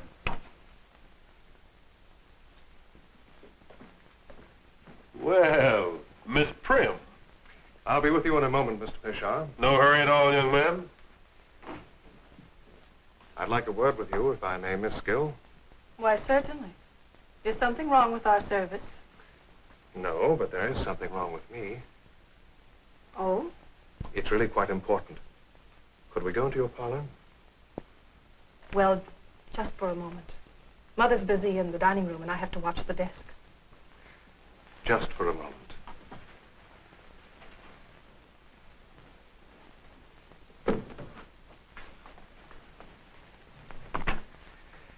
I'm afraid I'm a stubborn coot. Quite. But you and Mr. Earp wouldn't have warned me against a man unless you had what seems to you a good reason. No, we wouldn't. Well, what is the reason? Thought you had a tight hobble on that Britisher. What do you mean? Just straight into the parlor with Cora Gill. He'll be running back in here for a drink to warm him up after he's talked to her for 5 minutes.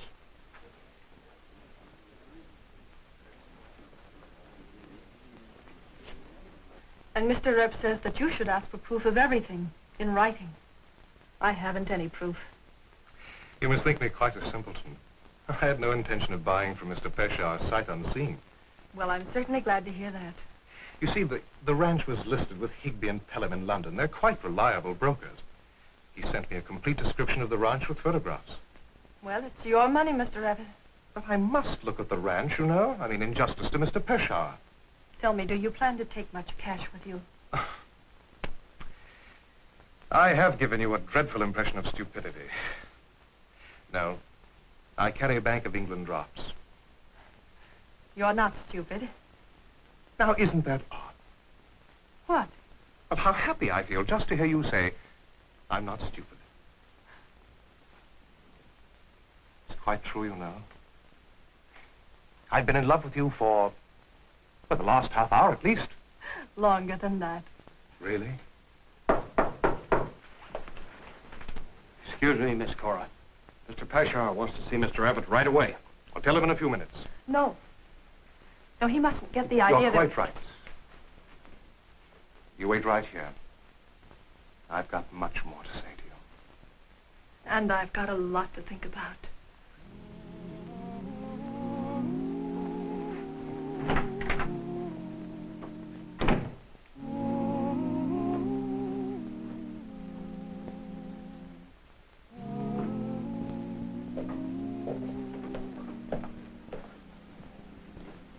see me? The paper just came out with a bad weather report for tomorrow. Oh? I think we'd better hit the trail, son. We can cross most of the creeks before the rains flood them. Well, when would you want to leave? Right away. I'll have to go upstairs and pack my gear. Oh, I'm sorry to rush you this way, but when it rains this time of year, that trail gets mighty bad.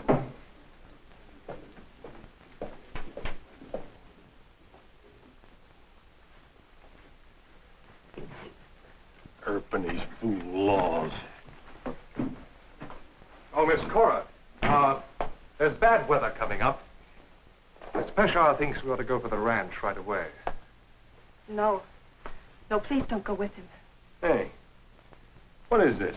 Well, Cora and I have an understanding. What's the idea of telling him not to go with me? You're a cheat. And a crook.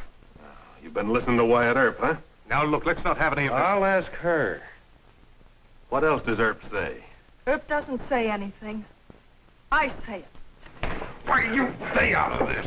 I think not. No, he'll shoot. Fuck you. I want Earp. Where are you going? I left my gun in my room. You, going after him? Why don't you let me and the boys take the shower? You offered me the fight. But you're too sore at him, Wyatt. You might kill him. That's right. No, sir. Oh? A lot of folks heard Peshawar rawhide you. If you kill him, folks gonna say it was a grudge fight. You've been up against a lot of men as bad as Peshawar, and only wounded him or buffaloed him. Well, this is different. Why is it different? Because Peshawar really hates me. The rest of them were just drunks or killers paid to do a job. Men in a corner like Ben Thompson. I just can't risk winging Peshawar. But he'll be the first man you ever killed. Well, there's always got to be a first.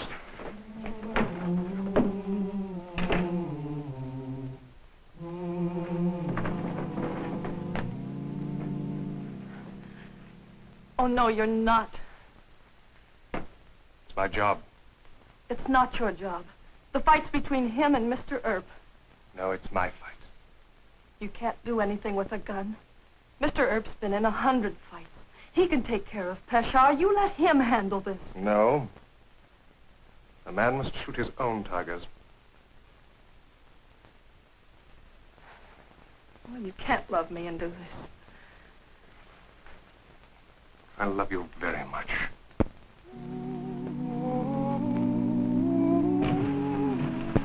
Barney, you seen Wyatt Earp? No. Guess I reckon he's over to jail. Do you want to see him? Yeah.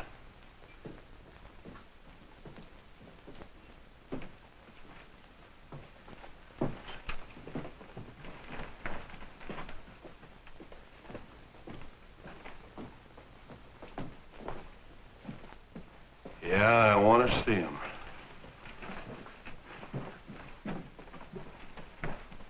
Keep away from me.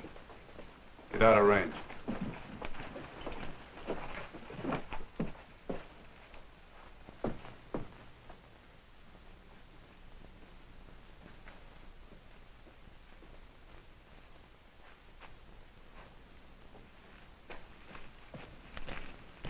Mr. Evan, stay out of this. I don't want you, stupid. I want Earp. No, I'm your man. I don't know the etiquette of these things, Mr. Peshawar. I advise you to go for your gun. All right. I'll take both of you.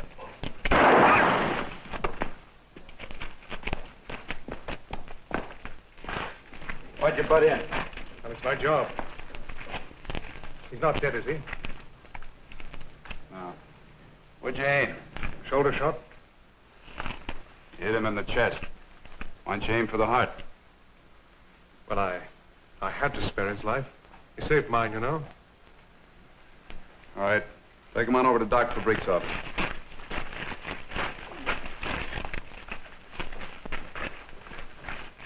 Give me your gun. Oh. Of course.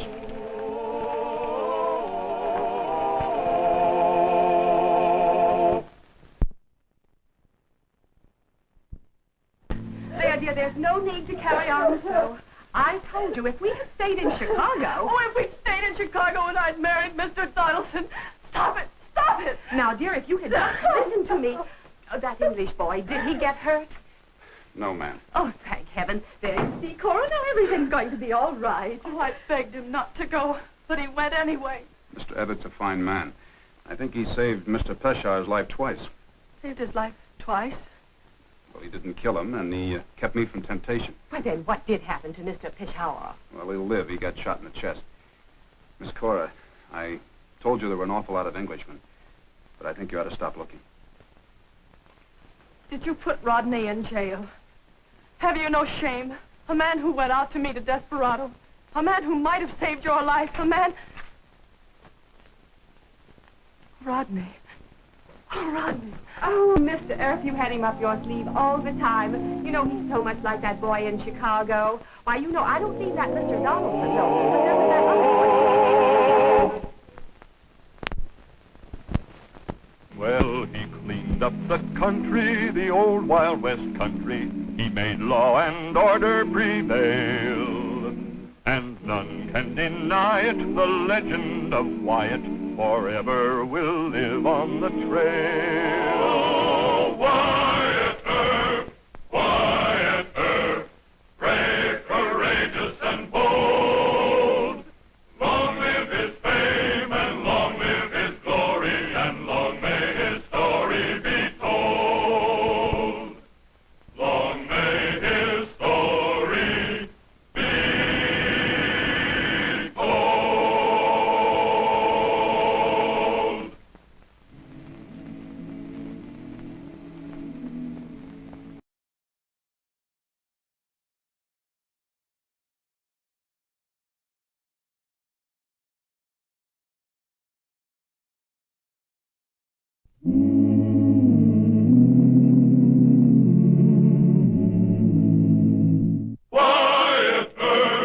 Wyatt Earp, brave, courageous, and bold.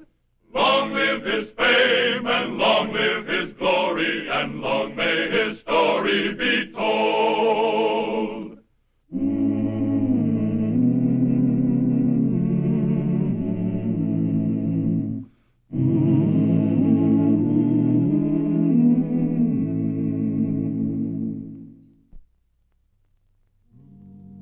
Wyatt Earp, as Marshal of Wichita in 1875, had gone against hardened killers like Manon Clements and John Wesley Hardin, mature men with a lust for blood and a quick hand on the grip of a Colt 45. But there was a group of desperados, most of them 18 or 20 years old, who styled themselves Billy the Kid or the Pecos Kid or the Comanche Kid. A few of them were like young Lonnie McVeigh, known as the Kansas Kid, who found himself hounded by a reputation and driven toward death at the end of a posse's rope.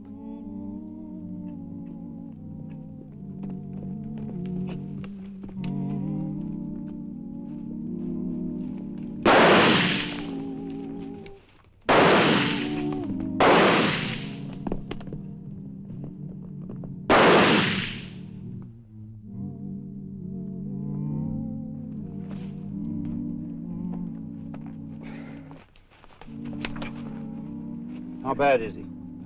Not too good. We better get him to a doctor. Anything really new in the paper? Well, the Times of New York City is charging corruption by Tammany Hall. The French have asked President Grant if he'd like a statue. Of himself? No, a Statue of Liberty. They want to give it to us because we're the first republic. Oh, I think that's a very nice idea. How much would it cost? No, Martha, that's not the point. The point is that if they gave us... Lonnie! Yeah, it's me. Now, Martha, why have you come here? Used to be my home, didn't it? Lonnie, my boy, it's still your home. We've missed you so and waited. Martha? There's a posse after me. That's the only reason I came back. A posse? You expect us to hide you here? I always thought you were my father. Oh, now, John. We told him last time he mustn't ever come back. Oh, You agreed to it? I know, but why did you come here? Why is the law after you? For something I didn't do. You see, John, No. He's a stage robber and a murderer. Get out. Not right now. Please, John. He can't expect us to hide the Kansas kid from the law. Shut up. I'll hide myself. I don't want you to do anything but shut up. Ain't asking you. I'm telling you. Lonnie, not your own father. You practically threw me out. Ignored me when I was a kid. I don't owe you a thing. As far as I'm concerned, you're just any stranger. And this is just any house. You can't hide here. Who's stopping me? Plain common sense ought to stop you. That posse will report to Marshal Earp. This is the first place he'll search. He nor any other marshal don't know my real name. And you're not going to tell on him, John. You can't. He's our son. He won't tell on me. He knows what he'll get if he does. Turned my horse loose and made it here on foot. I'm dead beat. I'm going upstairs. The least you can do is give me a bed for the night. Considering you haven't much choice. Now, Martha, we agreed Lonnie, that... what are they after you for? They say I killed a man. They aim to hang me.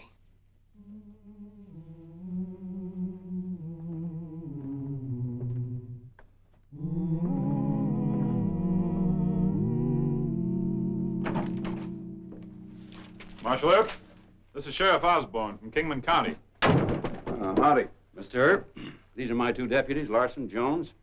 Glad to know you. A long way from home. Yeah. They chased the Kansas kid into town, but he got away. Oh, how? The kid shot Danny Ober just as we were overtaking him outside the city limits. We had to stop, take care of him. He's over at the docks now. Doc Fabrique's a good man. Seemed to know his business. Sit down, gentlemen. How do you think the kid's holed up in Wichita? Huh? Oh, he has to be. Rode in here not more than half an hour ago. What's he wanted for besides wounding one of your deputies? Well, he killed a Wells Fargo guard in a stage holdup outside of Kingman City. I'm having some of these printed up. The Kansas kid. There are a dozen kids this and that. What's his real name? Nobody knows. Works out of the brush country. Never comes into town, huh? If he has, he's sure got sense enough not to brag on who he is. But you men can identify him? We got close enough for that. He's slender, brown hair, brown eyes, good-looking kid. Marshal Earp, we picked up a stray horse that was wanted on Cross Street off Douglas Avenue. I got him outside. That could be the kid's horse. Let's take a look. This is the one right here. Get the blaze. 3 white stockings. Belongs to the kid, all right. Looks like he was traveling light. A long ride. Looks like an old saddle, too. About 8 or 9 years, I'd say. Uh-huh. This saddle maker's mark might give us a lead. Looks like old man Gentry's. Here in Wichita? Yeah. Well, take the horse on down to his shop. You and your men might as well get some rest and something to eat. Any objection to my going along with you, Mr. Earp? Well, happens there is. Old man Gentry may not want to talk in front of strangers. Okay, you're the law in Wichita, so long as we get the kid. If he's here, you get him. Come on, boy. Who is it? Your mother.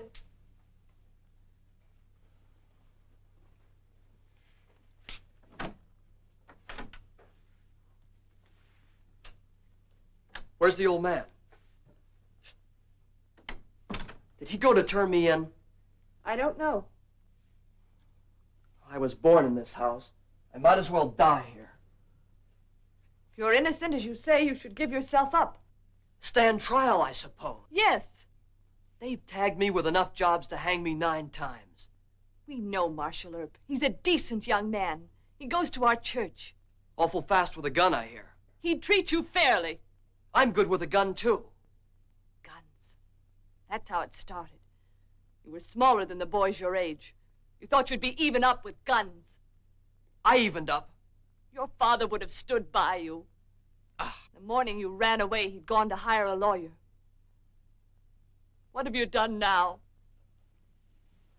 What have you brought to us? The old man's walking around in the yard. Guess he can't make up his mind to turn me in. I want you to make up your own mind.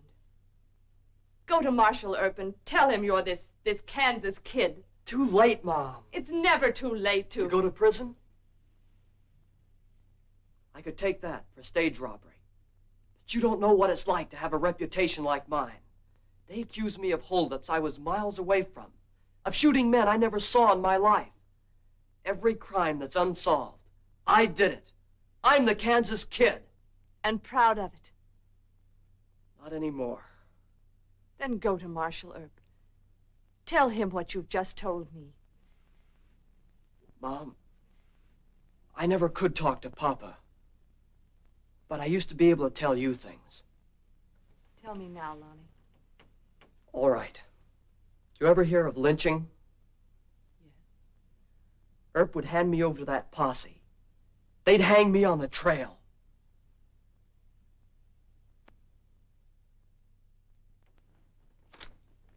That your saddle, Mr. Gentry? Yeah, I made it. You remember who bought it? Forget. You keep a record of all your sales, don't you? No. Look, Mr. Gentry, Wichita is a small town. The boy that rode that can't hide here for very long. Now, if you know who it is, the kindest thing you can do is to tell me. How do you figure that? Some men from Kingman County are after him. I can vouch for me and my deputies, but if the other crowd spots him first, I can't vouch for them. Your memory improving? You wouldn't want me to remember, Wyatt.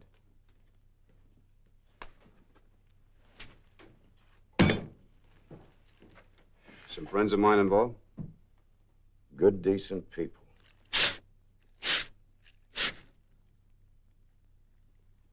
Withholding information like this may lead to the arrest of an outlaw. You know what that means? Jail? You wouldn't go that far. Yes, I would if I had to. Come on, you might as well tell me. I'm going to find out anyway. Okay, Wyatt. I tried to protect a good family. John McVeigh bought it from me. John McVeigh? I'm looking for a kid that's 18 or 19 years of age. Does he have any children? He had a son, if you must know. I almost wish I didn't have to know. He's their sorrow, Wyatt. Make it as easy on them as you can. Yeah. I'll be back for that later.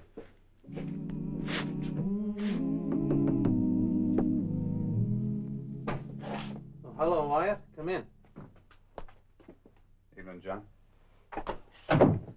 Won't you sit down? Oh, thanks. Is your son at home? Wyatt. Look, I know you want to lie to me. I couldn't blame you much if you did. He said he didn't kill the Wells Fargo guard. Well, maybe he didn't. I'm not trying to make excuses for him. People blamed his mother and me. They always blame the parents when a boy goes wrong. Well, they shouldn't blame his mother. I'm the one, I guess. Always on the go. Ohio to Illinois, Illinois to Kentucky, and then out here. Scratching for a living. And forgetting, I guess, that my boy needed a little of me. And every time he needed me, Wyatt, I wasn't around. Ain't much feeling between us, I guess, and heavens knows there ought to be. I still don't know the whole answer between him and me, but Wyatt, save him for us if you can. I'll do what I can, John. Now I have to arrest him. Where is he? Oh, not alone, Wyatt. He's got 2 45s.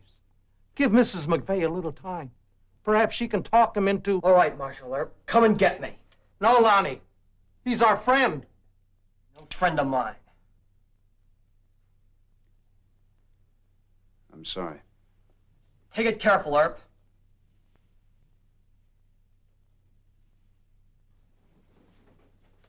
Don't shoot him. Aim at me. Finish what you've started, Lonnie. Mom, That was a crazy thing to do. I might have pulled the trigger accidental. Not so smart of you, Mr. Earp. Why didn't you jerk your guns before you came in? Well, this is your home, Lonnie. I didn't think you'd want to do any shooting in here. My home? Sure. Ask him. I want a fair trial for my son. You promised that, Wyatt. Of course. Come on, Lonnie. Before I turn you over to the posse, you and I will have a long talk. Come on.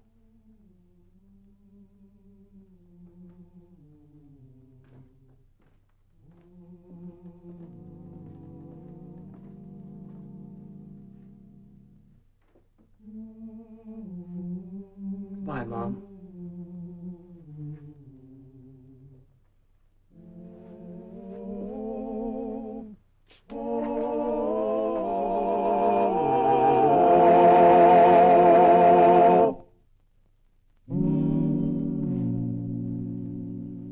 You deny you took any part in the Wells Fargo robbery near Kingman City, huh? Yes. All right, I used to work for Wells Fargo. Think I better get a telegram off to Ed Beatty in Topeka. He's our special agent for Kansas. What good will that do? You have to turn me over to the Kingman County officers anyway. Not tonight, I don't. Well, give me the rope as soon as you do. You think they're gonna lynch you? What makes you so sure of that? I know Osborne. Look, you wounded one of his men. He's pretty sore about it, and he's got a right to be, but that doesn't make him a lyncher. Have it your way. I want you to give me an honest answer to one question. Did you ever kill a man? No. I shot up several, but I never killed anybody. All right. What difference does it make? Makes the difference between a sentence for armed robbery and the rope. That's quite a big difference to your folks. They don't care. They care very much, more than you deserve. Oh, sure. Don't you play tough with me. First time you get into real trouble, you run for home. Well, what'd you expect to find? Strangers, a mother and father that hate you? I don't know. You found your parents. Good people that love you in spite of everything you've done. If I didn't think you were sorry for the pain you caused them, I wouldn't even waste the cost for a telegram. Ollie! You put this prisoner in a cell by himself. I'm not going to book him yet, and I don't want any word going around town about it. You understand? Yes, sir. I'm going to go down to the Eagle office and send a telegram by press wire. I'll be back in 10 minutes. As soon as I hear from Wells Fargo, I'll get word to your folks. Otherwise, I won't be sleeping tonight.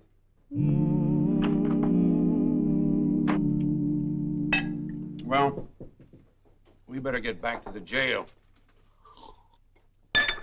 See if Earp has tracked down that saddle mark. I don't trust that Earp fella, Charlie. Why didn't he take you along? It's his town. Hey, you the lawman from Kingman City that's after the Kansas kid? Yeah, you seen him? No, but Marshal Earp sneaked a young fella into jail. Maybe he's pulling a fast one. Oh? I got a good look at the kid. Slender, brown hair, brown eyes? Yeah, that's him. You just bought yourself a drink. Oh, thanks. Sit down, boys. We don't want any trouble with Earp. He's against lynching. Oh? You aim to swing the kid? Just as quick as we get him away from Earp and out of town. But we're going to have to play it smart.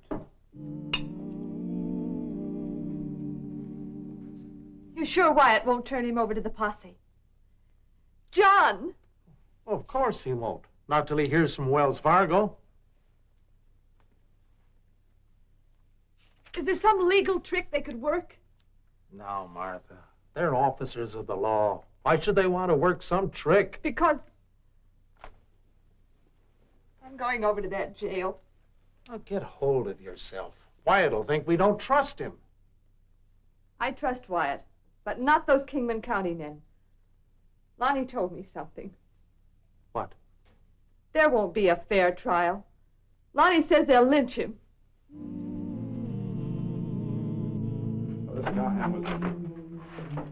What's a big conference? Wyatt, there's some wild talk I think you ought to know about. What's that? Cowhand in the Texas bar is telling us that the new prisoner's the Kansas kid. You can't keep a cowhand from talking. Yeah, but Marshal... Here you made an arrest. The fellow told me he recognized the prisoner as a boy who used to live around here. That's right, Mr. Osborne.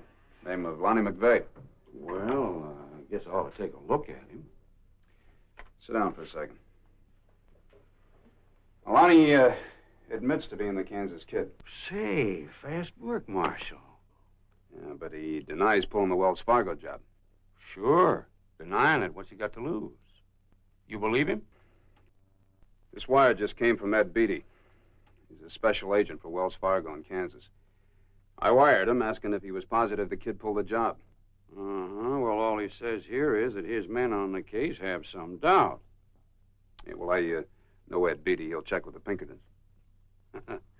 You know, there's one point we both forget. What's that? McVeigh claims to be the Kansas Kid. But is he?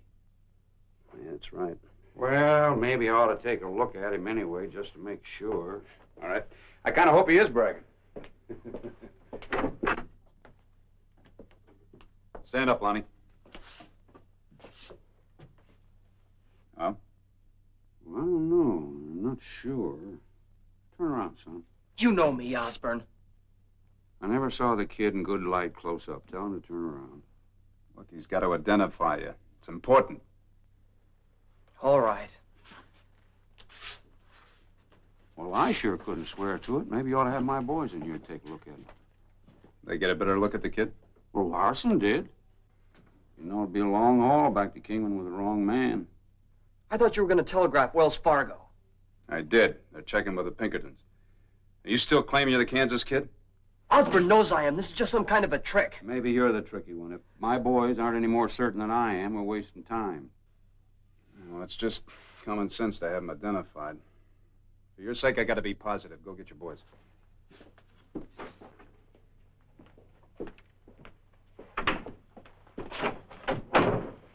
Mrs. McVeigh is here. I asked her to wait in there. I think so. Yeah, it's very smart thinking. I want to make the rounds. Right. See you later. You bet.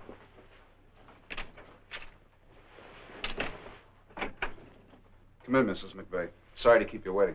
That's quite all right. Won't you please sit down? Thank you. You're not going to let them take him away. No. As a matter of fact, Mr. Osborne's not too sure that Lonnie is the Kansas Kid. Not sure. He might be bragging. Well, see, Lonnie thinks that Mr. Osborne's up to some kind of a trick. But he's wrong. You see,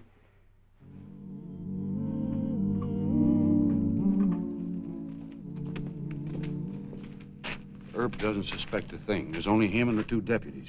He thinks we're coming in to identify McVeigh. Now play it easy and casual till I give the word. whether Lonnie's telling the truth or not, Mr. Osborne doesn't act like a hothead or a rope slinger to me. But anyway, I'm not going to release the boy to Mr. Osborne until I hear from Wells Fargo. Oh, God bless you for that. His father and I are so grateful. Wyatt, Osborne and his deputies are headed up this way now. Oh, good. Oh, Mrs. McVeigh, would you mind waiting in the other room a moment? I'll be right with you. Here they are. I got a hunch it's just a fool kid trying to build himself into a desperate character. Could be. Well, let's take a look at it. Hold it. Looks like I guessed wrong. Yeah. Bring him in here. Go ahead.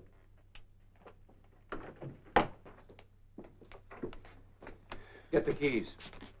Get them. Go on, Ollie. You're not going to make this work, Osborne. It's working. Lock him up.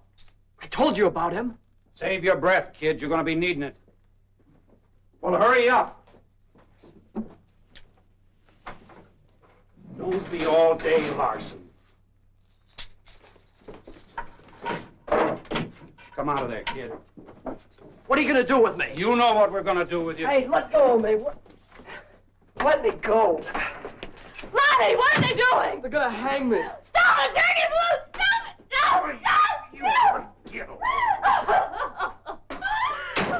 Mrs. McVeigh, come in here. What? Why have they taken him? Never mind that. Just get the other set of keys. They're in my desk, right-hand drawer. But why did Just they... get the keys.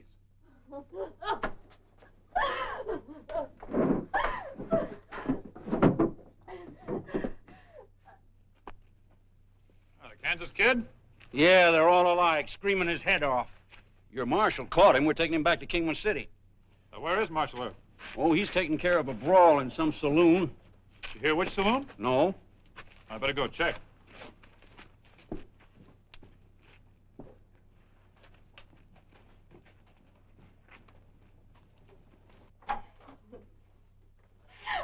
I can't get it open. The keys? What are you doing, Mrs. McVeigh? They've locked Marshal Earp in there, and they've taken my boy, and I can't find the keys. Hurry up. Hurry, please. Mrs. McVeigh, you go home and stay there. Paul, grab a shotgun. Right.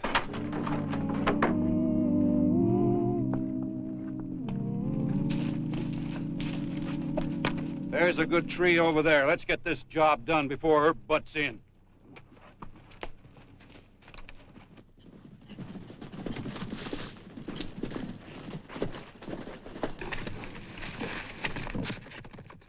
Larson, be sure that's tied off good. What's the matter with you, Jones? Let me have that thing. You don't know how to do anything. I never saw such a guy. All you gotta do is get in the right place. Look out, manager! What?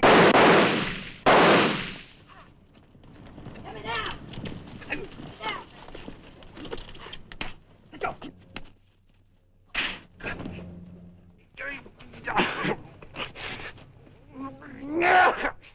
Kinda hate to let you down, Mr. Osmond. Mr. Earp, we weren't intending to hang the... Oh!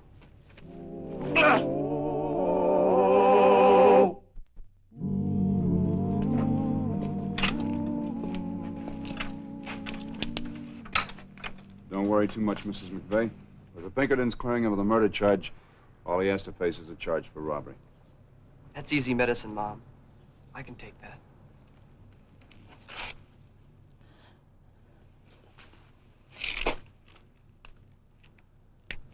Dad?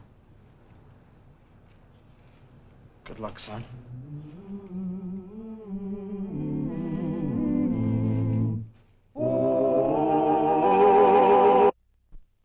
Well, he cleaned up the country, the old Wild West country. He made law and order prevail, and none can deny it. The legend of Wyatt forever will live on the trail. Oh, Wyatt Earp, Wyatt Earp, brave, courageous, and bold. Long live his fame, and long live his glory, and long may his story be told. Long may his story be told.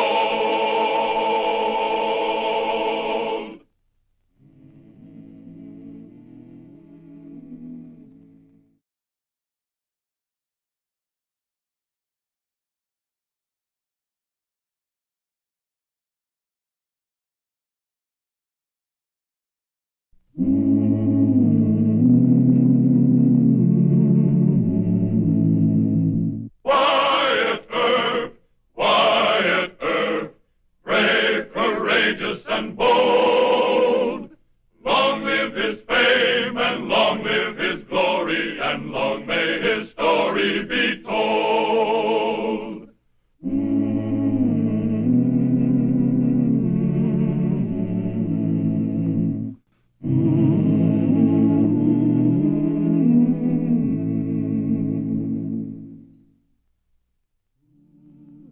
As the gypsies have roamed alien lands through the ages, so they ventured early to our western frontier. For the West was horse country, and the gypsies were horse traders, and sometimes horse thieves. The day came when Wyatt Earp had to decide which. I don't come all the way to town unless it's important. You know that, Bud. Another good horse disappeared last night. It belonged to George Irons here. Tell him what happened, George. I sent the horse into town after supper with my wrangler, Casey. He stopped to light a cigar, and a man wearing a mask clubbed him. Mm-hmm. When I come to, the horse was gone. That's the 7th good animal that's been stole this fall. Now, George and I called you men together to decide what we're going to do about it. Well, what about the law, Bud? We're paying this Marshal Earp pretty good. This marshal ain't located one of your stolen horses. When there wasn't any law at all in this country, we knew how to handle horse thieving. And I'm one who ain't forgotten.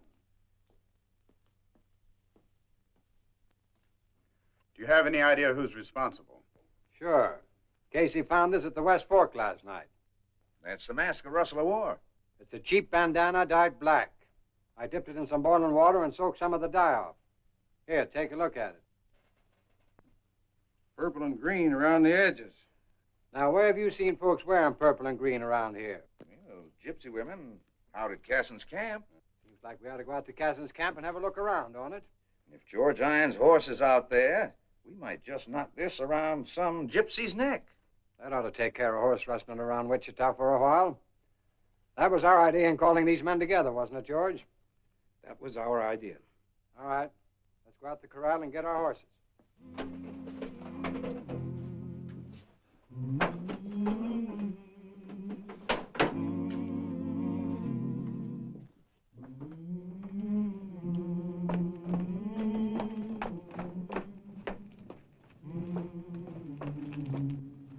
Morning, Mr. Irons. Mr. Creel. Morning, boys. Morning, Marshal. You riding out somewhere? Is that any of your business, Herb? I hope it isn't. Well, it ain't, so get off my corral gate. Now, look, I know where you're headed and why you're headed there. I'm going to ask you to cool off and think it over. You aiming to stop us? Yep. You hired out to handle horse thieving, among other things around Wichita. You haven't done it. So? So, maybe we can handle it better. Like stringing up a gypsy? Yeah. If he's the one that slugged Casey and stole George Iron's horse last night. Well, that'd be murder, Mr. Creel, the way you're going to go about it. Even if we can prove he stole my horse? Well, you prove it to me and I'll put him in jail. Then you got to prove it to the judge. That's a law. And this is my corral and we're coming in to get our horses. I shouldn't wonder you could do it. There's enough of you. But how many will there be when you get on the other side of this gate? You can't bluff me, Herb. Well, I'm not trying to bluff you, Mr. Creel. I'm just asking you to stop and think whether any horse you ever rode is worth a hole in your shirt. Or one in yours, Mr. Irons. Your family can get along a lot better without that horse than it can without you. Are we going to let him buffalo us? Mr. Casey, you want to be the first one through the gate? I ain't going to let no young squirt back me down. Put up that gun. Give me an even draw. All right.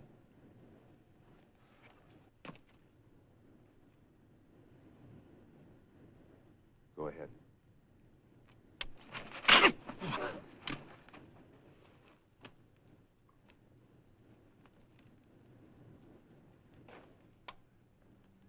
Take him over to Dr. Brick's office. I'm going to ride out to the gypsy camp, see if they got any strange horses in their string. All right, Marshal. We'll try it your way. Just once more. I advise you to get rid of those guns. They're a heavy drag on the ribs.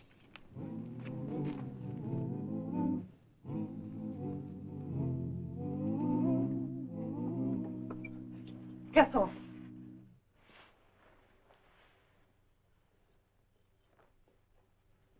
Hello, Marshal. Morning, son. Anna. Good morning, Mr. Earp. Would you like some coffee? Didn't come for coffee, thanks. I'd like to talk.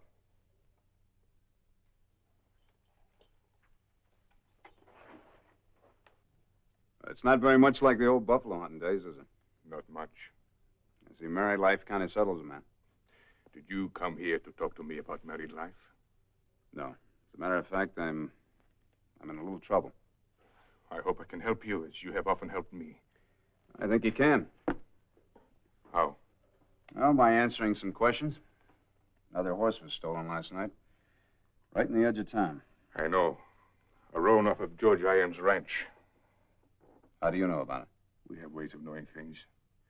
There is no roan horse on this ranch. You can look around if you like. No, I've already looked. Son, what do you know about these wagon families living on your land? You know I don't discuss the affairs of my people. No, they're not really your people. Now, since you married a wife from Ohio and homesteaded this land, you haven't been riding with the wagons. I respect their customs. Well, we've got an old custom in this part of the country for horse stealing called hanging. I don't respect it. But if the rustling keeps up, I don't know what I can do about it. We did not steal that horse last night. What about the other 6 horses that disappeared lately? No. You give me your word as a friend or a gypsy? A friend. All right. But the ranchers think differently. They found this mask on the West Fork Road last night near where the horse was stolen. Gypsies don't need masks to steal horses. That proves we did not do it. It's an old trick, Marshal. Someone trying to throw suspicion on us. Suspicion in my eye. They can use this as evidence against you. Well, you'd have had a gang of visitors carrying guns and ropes if I hadn't stopped them. In a gypsy camp, every gun in every wagon is loaded. Hassan, whether you're my friend or not, you don't want to pitch battle against the ranchers. They'd kill half your people. I thank you for preventing it. Look, will you help me find out what's happening to these horses? No, I don't dare. I'll back you up. I'll make you my special deputy. Don't you understand? The law is an enemy that hounded the gypsies in every land. I cannot work with the law. It is forbidden. You mean your own people would dry gulch you? Take your choice.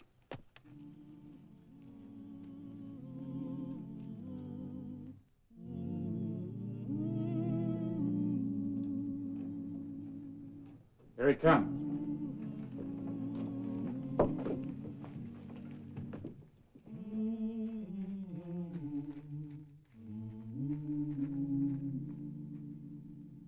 All right, Marshal, did you turn up my horse? Casson said he didn't steal any horses. We know all about you and Casson, Earp. He's an honest man. You back the gypsies and we go on losing horses. Is that it? No.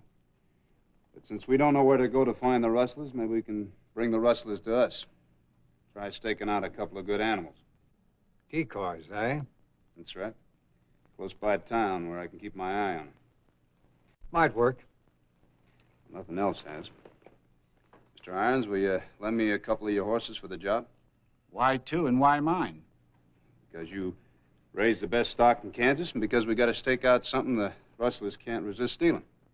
And the marshal's office is going to be watching them? Yep. Then you better use somebody else's horses. Hold it. I don't think you meant that, did you? I don't think you meant that I'm in on any deal that might lose you your horses. I don't recall saying you were in on it, Herb. But I do know valuable stock's been disappearing, right under your nose. Make you feel any better if I appoint you special deputy for the job? I've got a ranch to run, Herb. What about your wrangler, Casey? He's been with you for over 9 years. You ought to trust him. Casey, you heard the marshal's proposition. Want to work with him a couple of days? Sure, why not? Make it a crack at whoever slugged me. All right. Now, it's to your men's interest to keep this quiet. So keep it among yourselves. All right.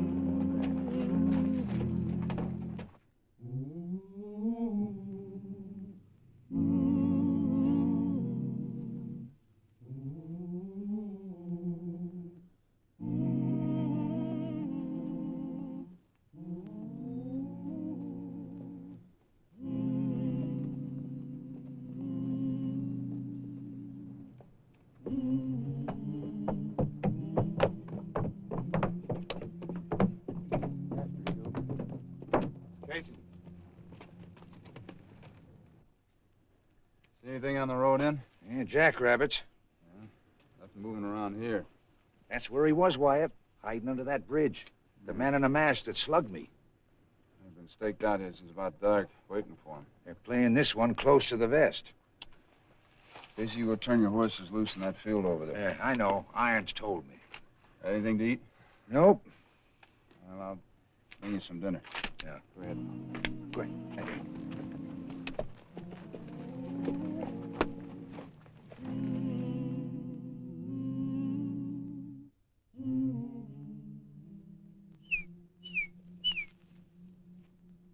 Bud Creel. Come on in. Any sign of him? Nope. The Dutchman wants you in town, Herb. Some cowhands that get included in this place. You want to watch with Casey? I don't need nobody. I'll watch till my night stage goes out, just after midnight. I'll be by later, Casey.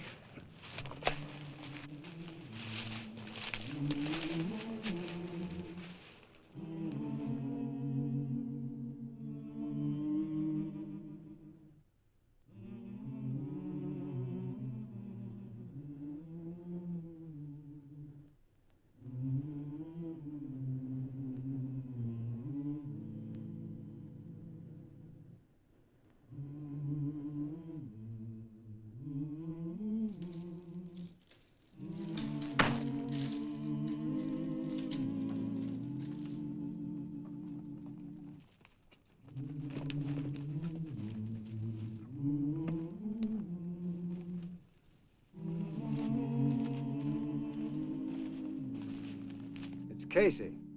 He's dead. They got your horses, too, George. And where's that marshal? Forget the marshal. Let's trail those horses. How'd you mark their shoes? We didn't. Casey took their shoes off, so whoever stole them couldn't ride off fast. It'll be easy to track them barefoot. Come on.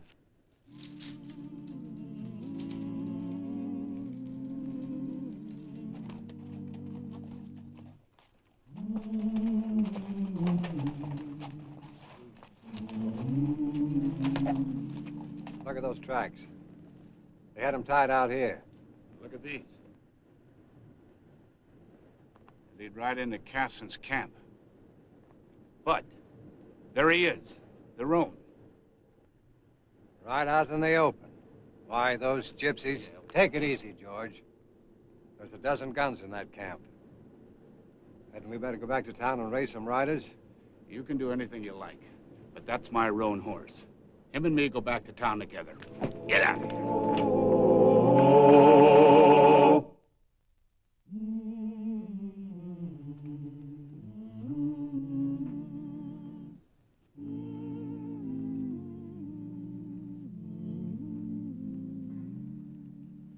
Don't go near that horse.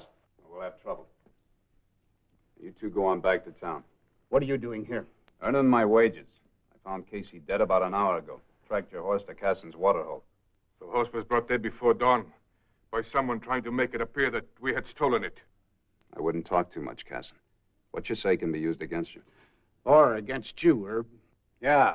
What about George's other horse, Marshal? I wouldn't know about that. But right now, if I were you two, I wouldn't pick a private fight. Take a good look around you.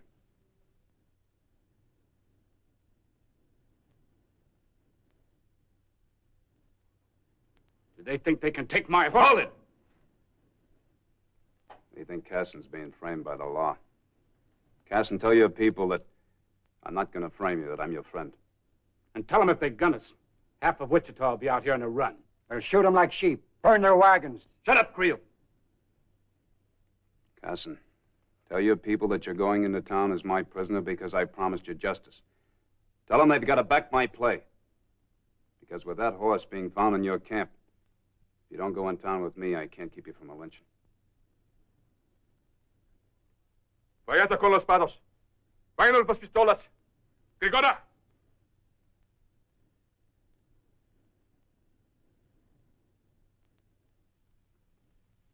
All right, you two go on into town. We'll be right behind you.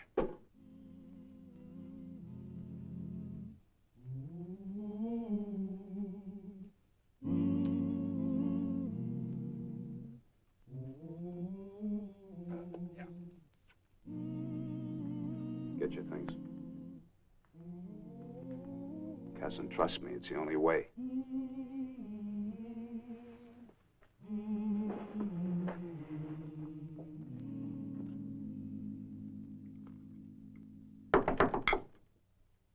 Who is it? Annie Casson. Come on. Sit down.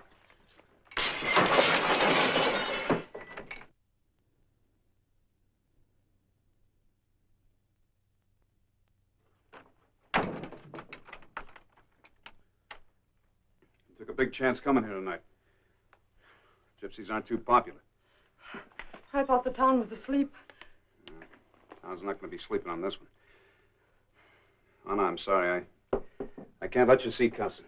Oh, I understand. I had to bring him his supper. He'll only eat gypsy food. Yeah, I know. I told him if he'd just starved to death, it might save us a lot of trouble. Why, this isn't a joke, Mr. Earp. I came here for something else. I had to warn you. About what? Some of the ranchers are planning to break into jail and take Casson. You know that? How? I can't tell you. How can I believe you? When a gypsy woman reads the ranch-wise fortunes, she learns a lot more than she tells. You've got to stop them, Mr. Earp. On my word, the gypsies didn't steal those horses. Casson is innocent. You're his wife. You'd say that. It's true. You know he's not a horse thief. You're his friend. You can't let them hang him. Now, look, Anna, there's only one of me. There'll be 100 of those jug-crazy cowhands. If they start here, I don't know if I can stop them.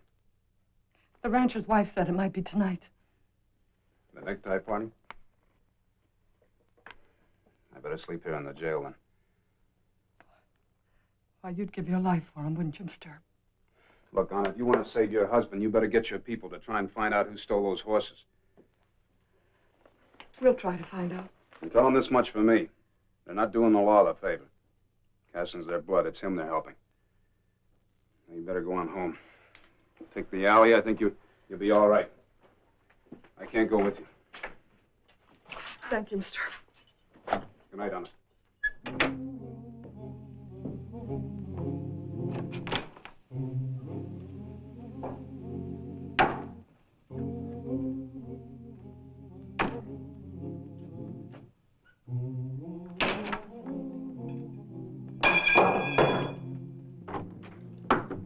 Why?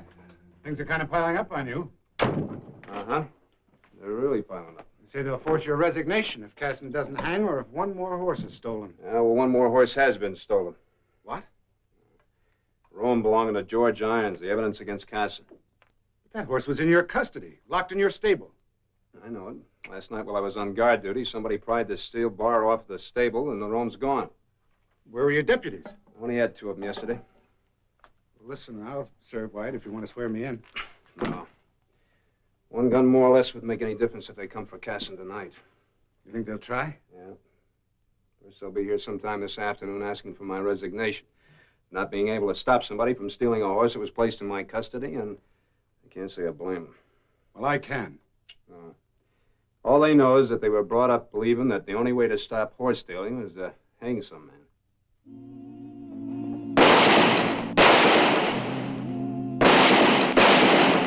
They're breaking windows, trying to decoy me outside. Don't worry, I won't leave the jail. I can pick up glass off the streets, but not blood. Get away from that window.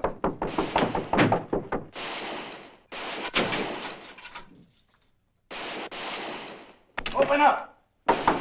Who's there? It's me, Murdoch.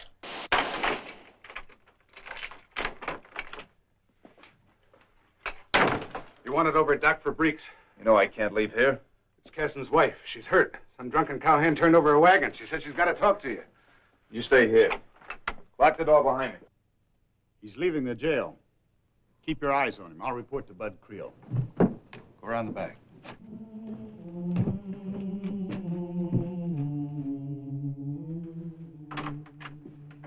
Your men are getting liquored up all over town. We can't hold them much longer, Earp or no Earp. Bud, Earp just left the jail.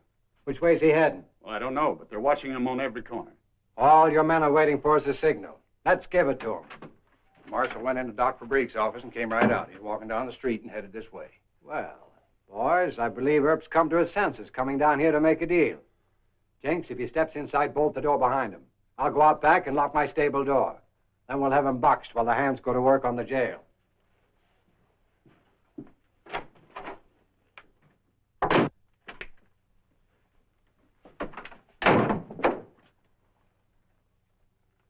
Welcome committee, huh?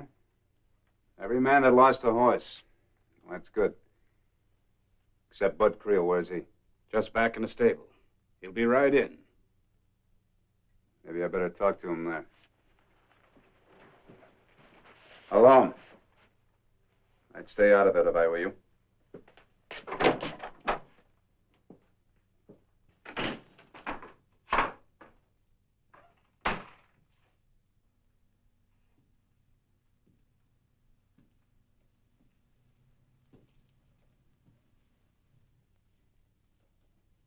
Well, Mr. Earp, so you're quitting on your gypsy partner. No, not just yet. What'd you come down here for? Resign or make a deal? I came down here to get George Irons' horse. You mean the one someone stole right out of your own stable last night? You stole that horse, Mr. Creel. Me? That's right, you. Only you hadn't had time to run him out of town yet. He's accusing me of rustling those horses. That's right. You hid him out here in this stable until your night stage left. Then your drivers ran him south. That's how all your stock has been disappearing, gentlemen. right down the open trail on Mr. Creel's stage run. At night and under harness, where nobody'd ever think to look for a stolen horse. You got no proof of that, Herb. I guess you'll be surprised to know I got it from the gypsies. From the gypsies? That's right. Last night they spotted your 2 stolen horses at Creel's first relay station south. I just got the word. And you take the word of a lying gypsy? That's no proof. Proof's right under our nose. Only we couldn't see it.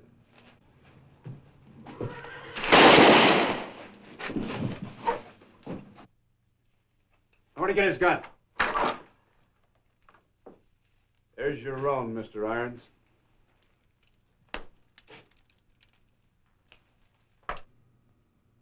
He killed Casey, then he sent those 2 horses of yours out of town, pulling the night stage. Then he planted the roan horse at the gypsy camp where we found it. His game was going so good, he got a little greedy last night. He had to steal it back from me. And he was holding it in this blind stall for his late stage run tonight. That's right. Figured tonight'd be an easy one, with the whole town busy hanging a gypsy. So you men, give me a hand. We'll take him over to Doc Fabrice. And the jail, Mr. Creel. Get in there. What's happened? Got a more important customer. Got to turn you out. You are not quitting on me, are you, Marshal? What about that mob outside? Anna cleared you, Carson. She's waiting inside. Go on, get in there. Yeah. What about that mob outside, Herb? They're liquored up and they're carrying a rope. You ought to know. You gave it to them. Yeah, listen. They're sure hankering for a horse thief. You're not going to let him come in and get me, are you, Herb? No. That'd still be murder, Mr. Creel. What are you going to do? Guess I'll just have to sleep another night in jail. Good night. Well, he cleaned up the country, the old Wild West country. He made law and order prevail. And none can deny it, the legend of Wyatt forever will live on the trail. Oh, Wyatt Earp, Wyatt Earp, brave, courageous, and bold. Long live his fame, and long live his glory, and long may his story be told. Long may his story be told.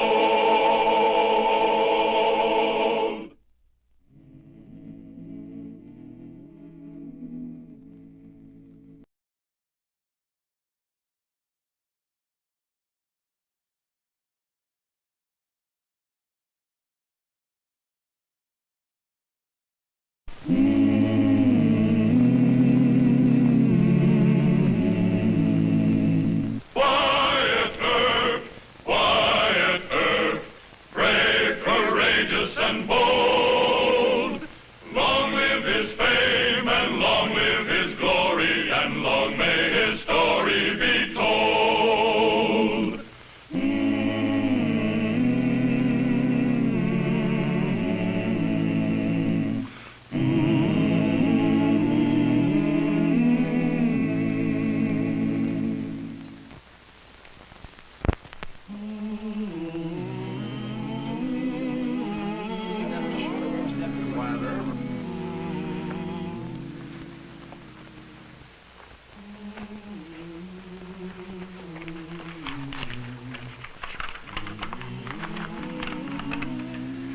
Nothing on him to identify him.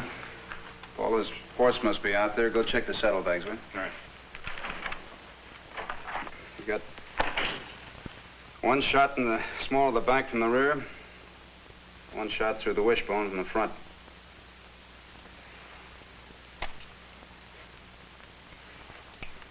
You say you had this gun pointed at you when you swung around from the cash box and fired. That's right, Wyatt. Isn't that kind of a risky thing to do? I mean, firing into another man's gun? Impulse, I guess. Just flashed through my mind. I saw the gun lying in the cash box, and I thought I could surprise him. I did. swung around and fired. It's pretty good shooting for anybody, much less a bookkeeper. Most men know how to shoot. Harry, you're either an expert or you're pretty lucky. You're questioning me like you don't believe me. No, not at all, Harry. I'm just marveling. In my business, marvels never cease. Bookkeeper fires 2 shots, both shots hit the mark. How come you put the second shot in the back? The first one must have spun him around. I thought I missed him. I thought he turned to run, and so I let go a second one. I didn't know until I looked at him that I'd hit him the first time and must have spun him. Well, the horse out there belongs to him, Wyatt. Every one of them's got an owner. None of the owners is him. That just doesn't make sense. A man's gonna try and pull a robbery without a getaway horse. Maybe he was working with somebody. Take another look. Look for a lone rider with a spare horse. Why don't we stop being policemen, Wyatt, and give Harry credit for a good job well done? By nightfall, he'll be a public hero. Drop in the Texas house. I'll stand treat myself. Thanks. Well, maybe Paul's right. Harry, let me be the first to congratulate you. Thanks, Wyatt. I'll take a look at the wanted posters tonight. Maybe there's a reward for you. Ollie, you stay here. I'll get Doc Fabrique to come over and make a coroner's report. Right.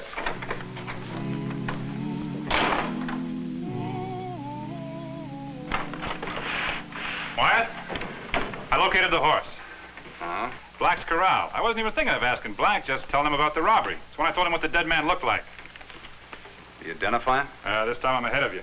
Dead man's name was Luke Miller. Horse's brand was Double B. That's a Texas outfit camped in the creek. You know, doesn't seem much like a robber, does he? If you're mixed up now, take a look at this. This'll really confuse you. It's Harry Drew with a mustache. I was kind of hoping you wouldn't catch the resemblance, at least not so quick. Harry Dolan. Remember the Jesse James gang? Wanted in Kansas City for robbery and murder. You suspected him? No. I was looking for the dead man. Instead, I find the hero who shot him. I'll look through this old file once in a month of Sundays. Why'd I have to be such a bird dog this one time? Yeah, know how you feel. Seems like such a likable fella. Nice, hard-working, likable fella. Well, it's more than that. Ollie was talking to Harry while Doc was making out his coroner's report, and he told Ollie that his wife's coming in on tomorrow morning stage. Ooh, rough. Tell you what, Wyatt, I'll toss you for who has to pick him up. I can wait. Right now, I want to get a wire off to Kansas City. Get some more information on Harry. I'll take a ride out to the creek first thing in the morning. Have a talk with the dead man's outfit. By the time I get back, we ought to have some word from Kansas City police. I hope you have a quiet night. I hope Night, so. Wyatt.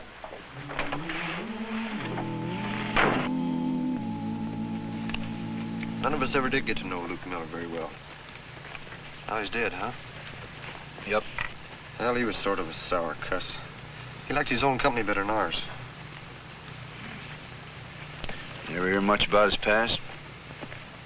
Well, he wasn't the kind of fellow you'd ask about his past. Saw him shoot the head off a rattler from horseback once.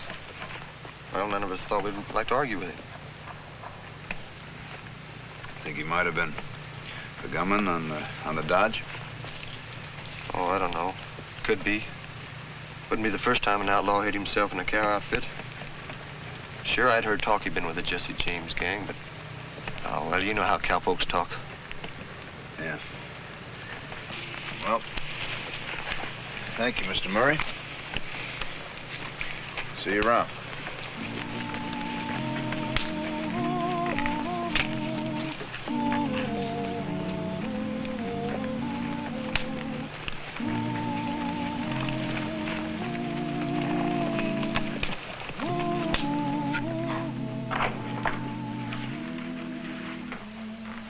Anything new?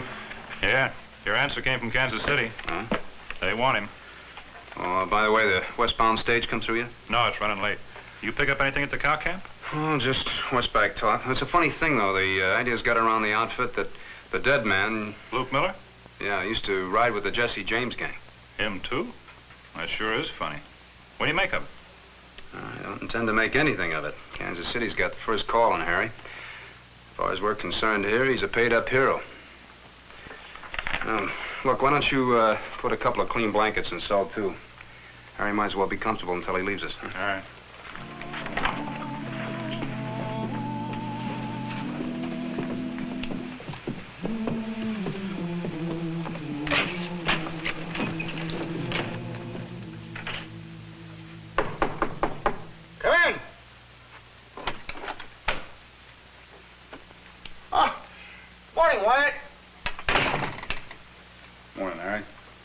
You'll excuse me if I have to hurry.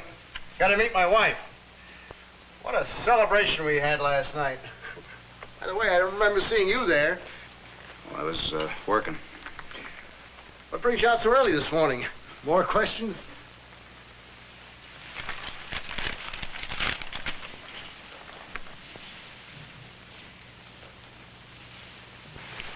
Kansas City just answered my telegram. The charge is still active. Just when I send for my wife. Just when I think I'm safe. How long will you get in Kansas City? 30 years. Me and another prisoner broke loose on the way to the pen.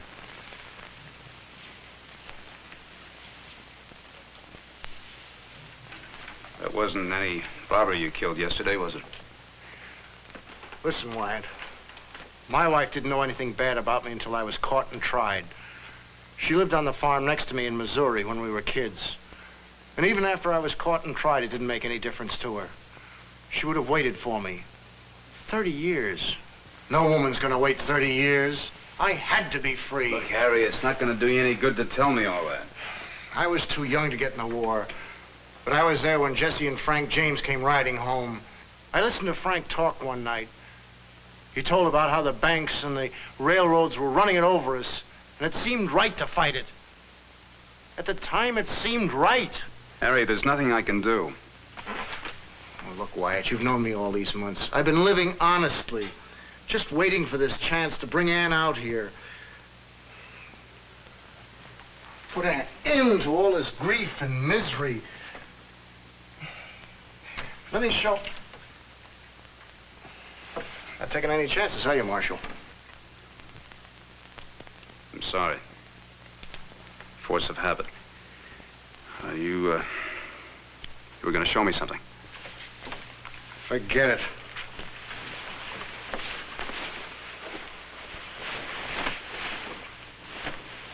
Come on, let's go. Hold it. All that talk frighten you, Marshal? No, just the part about your wife. I apologize for that. She's gonna have to be told. Shouldn't be hard for a man like you. I was thinking it might be easier on her if you met the coach, brought her up here and told her yourself. All right, I admit it. It'll be easier on me, too. You'd let me bring her up here? Don't worry, my deputies and I will be watching the front and rear. I'll give you to sundown. Say what you have to say. Thanks. Oh, what I wanted to show you was my bank book. Honest money, honestly saved. Yeah, I know, Harry. Come on.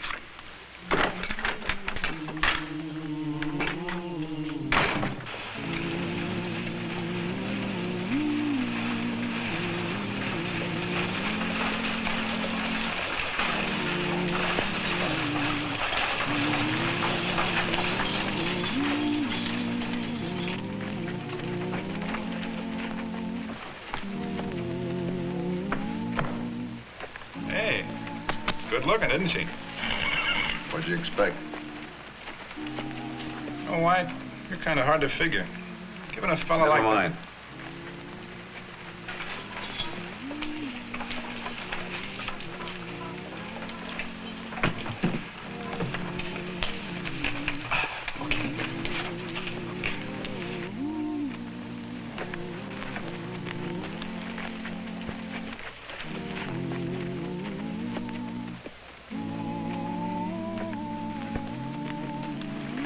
Keep an eye on the hotel.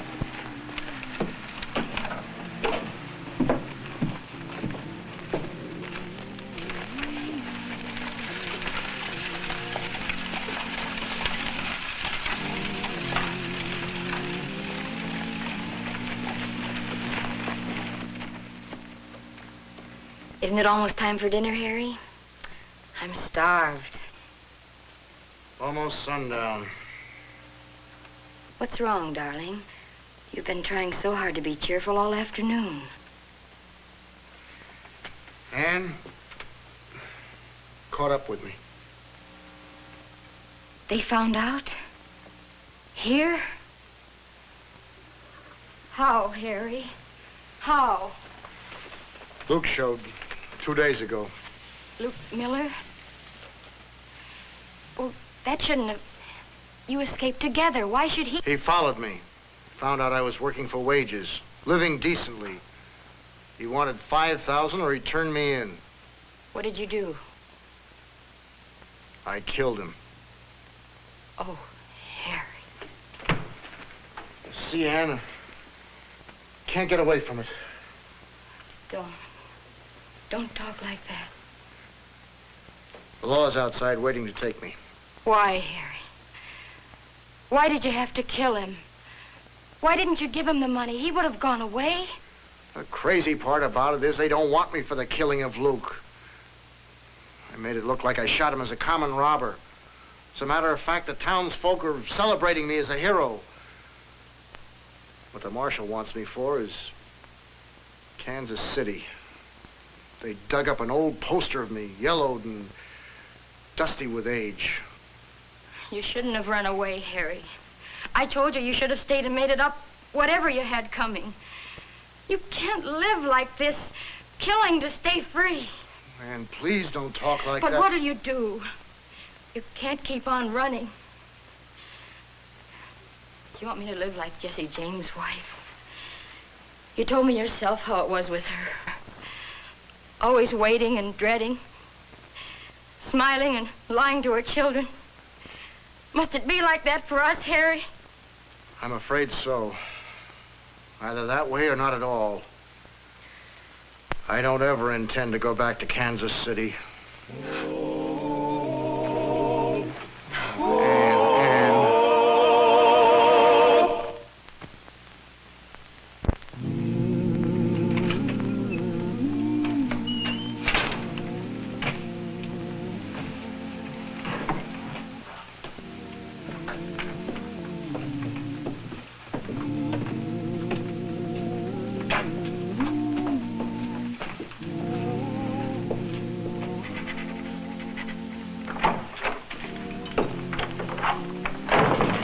How are you, Paul?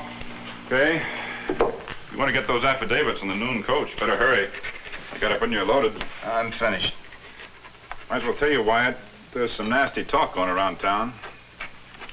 Usually is. People don't like to be fooled. They don't like to spend money buying drinks for a public hero one day and the next day's in jail.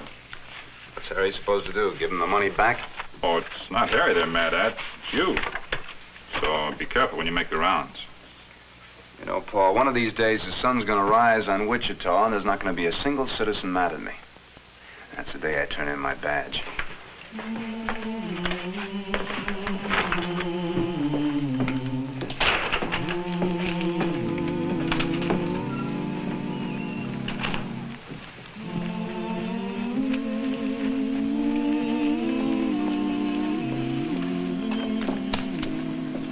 Eddie, did you get this in the mailbag for me?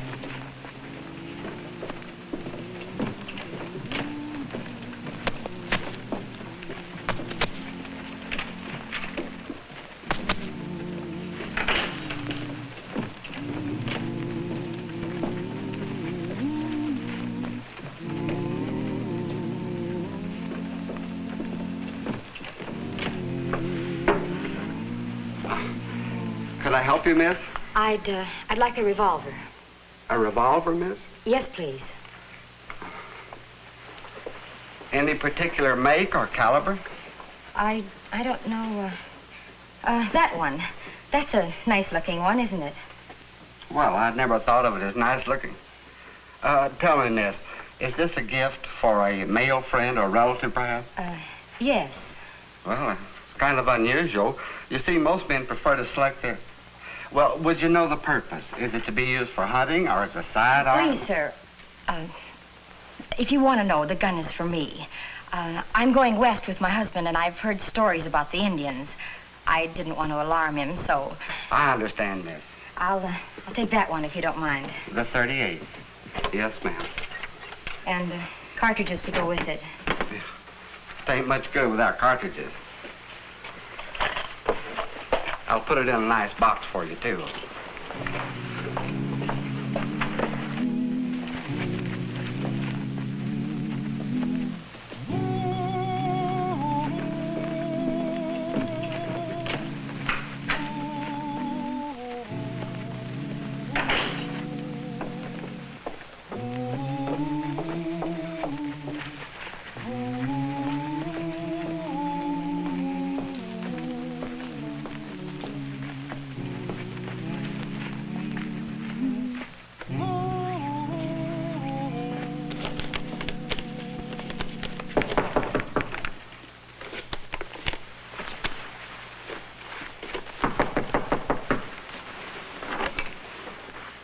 Yes, sir. I'm Marshal Earp. May I come in?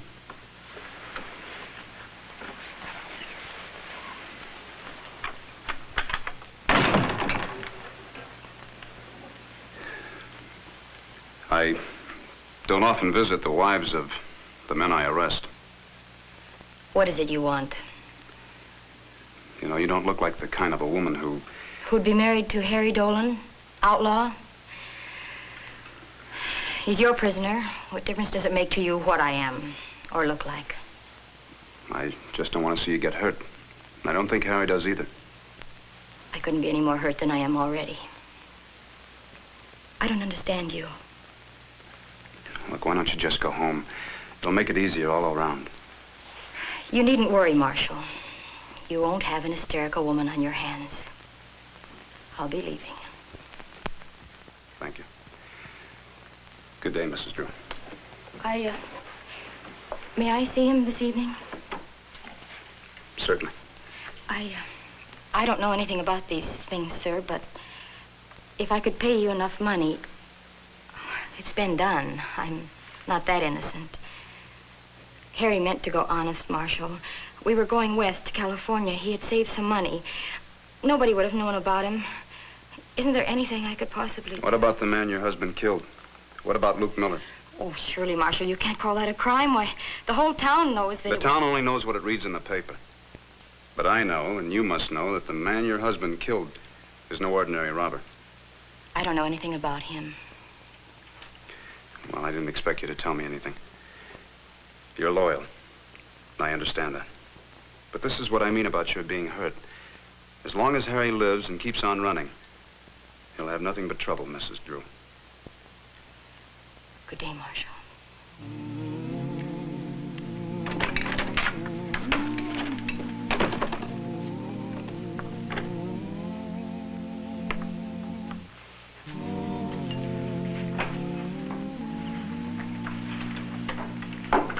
Oh, good evening, Mrs. Drew.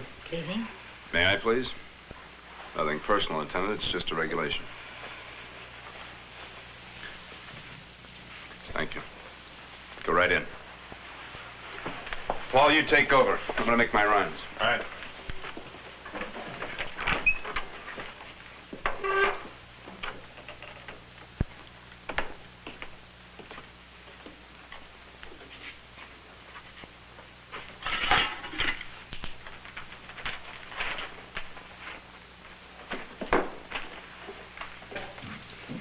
Did you bring it? Let's have it. Now.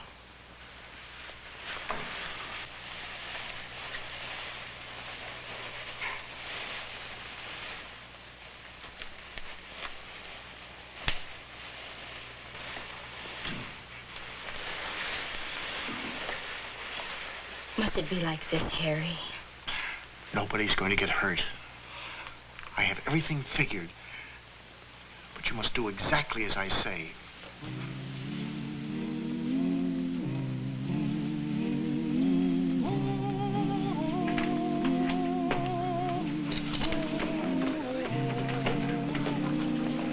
Eddie, let me see the shotgun, huh? The usual, Eddie. Evening, Henry. Howdy, Wyatt. Sure caught you out this afternoon, didn't I? Caught me out? It's good and clean, Eddie.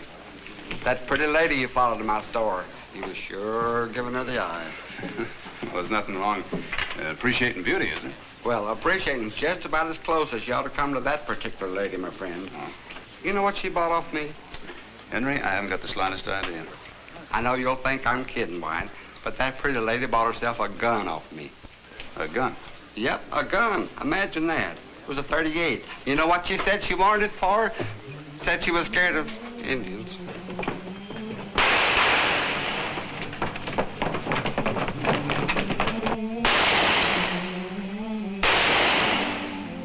What happened? Harry's loose. He buffaloed me and got loose.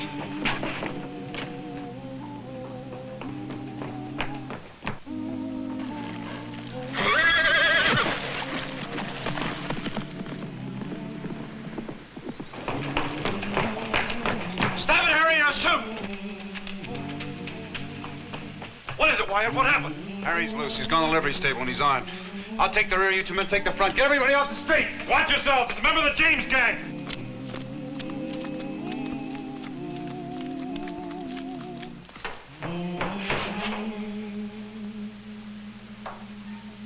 Might as well give up, Harry. We've got you caught.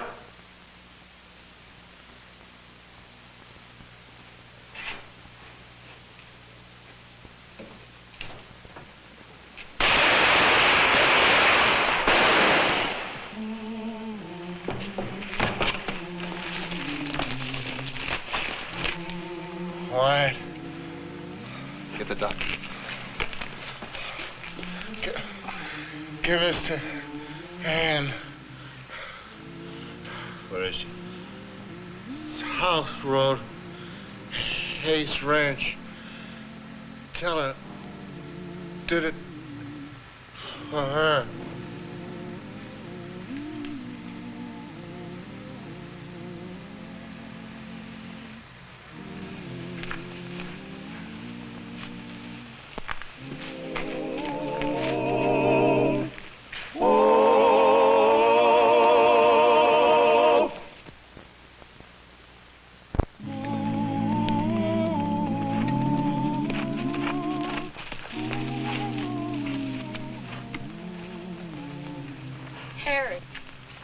Harry. Where's Harry? He won't be coming to meet you.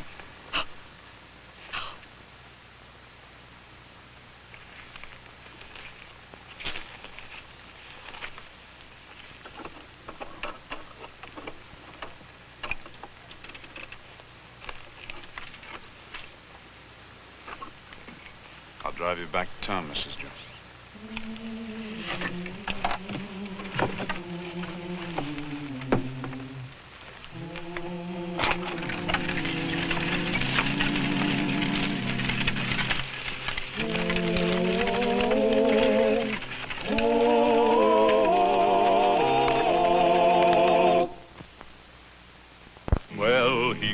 Up the country, the old Wild West country, he made law and order prevail.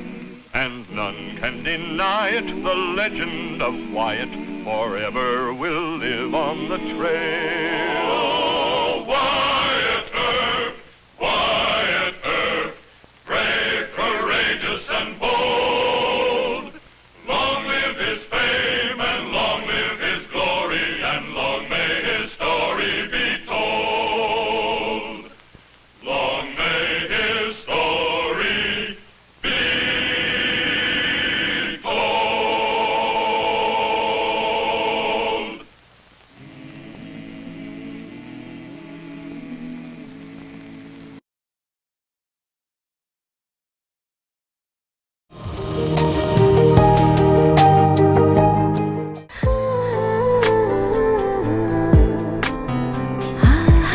আপনি কিন্তু দেখতে যথেষ্ট সুন্দরী একজন মানুষ,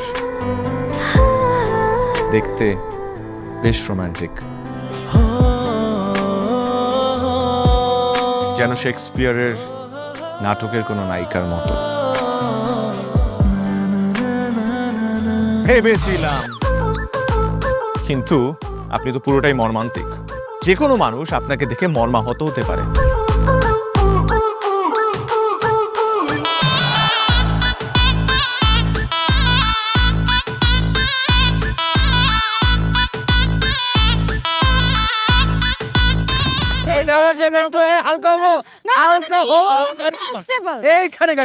আমার হালকা হতে 1 মাস সময় লেগেছে। আপনার 1 মাস সময় লাগে? আমার হালকা হতে তো 1 মিনিট লাগে।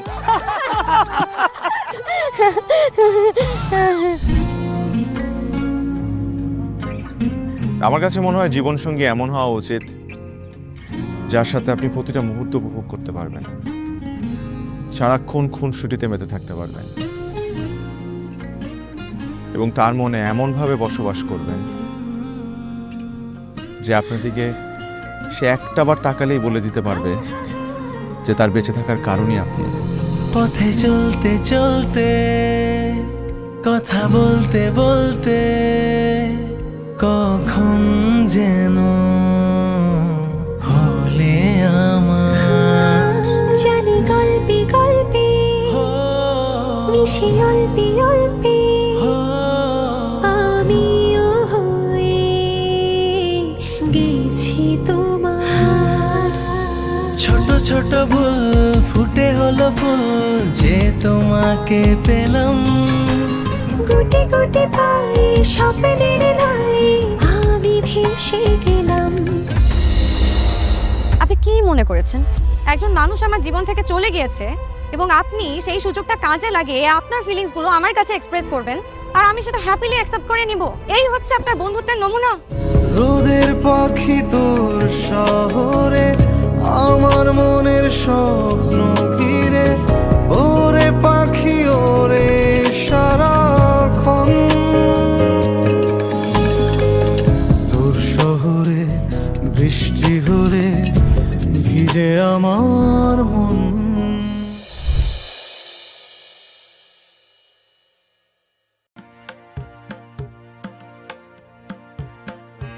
Một bao nhiêu? 160 à, thì được phải làm một lần nữa, một và hai lần nữa. Rồi kỹ năng nữa là chụp ảnh, banh slide, đã chờ thì quay rồi sao? Chưa, 10 tiếng nữa. À, cần mất tính thời gian chơi game.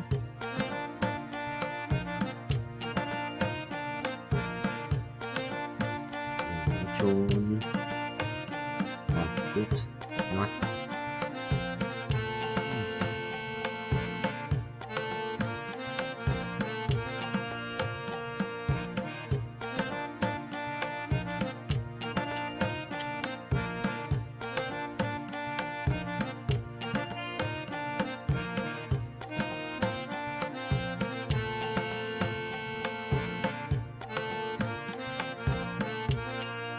Xong đấu này. Đấu sĩ à?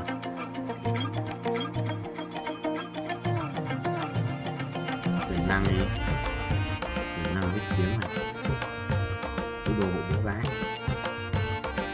Bao nhiêu à? 26 tỷ à?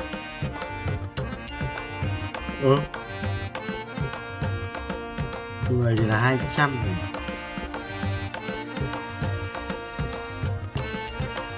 Người là năm 2 là 1 tỷ. Người là 5. Người là 5 lát. 9 lát.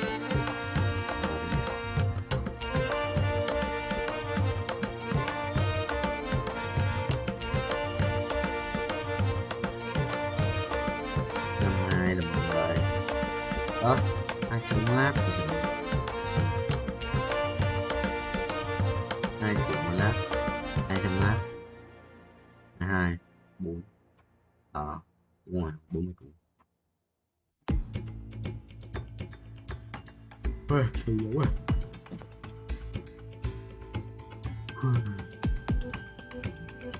Hai trăm mùa lần nữa đấy. Một sống với à. Đến 2 bay 2 nữa là lên 5 phút. Bay một chia xong. Bình chi lê. Bình nhé. Đúng nào.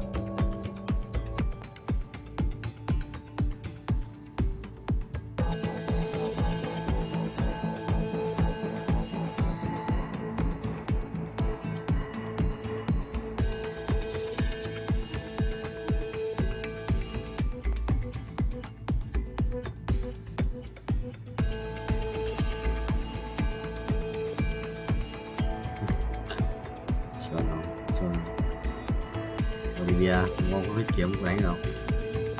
Máu, máu, hôi máu, hôi máu, hôi máu, hôi máu. ভালোবাসা সুন্দর, ভালোবাসাও সুন্দর। মানুষ নিজের অজান্তেই ভালোবেসে ফেলে।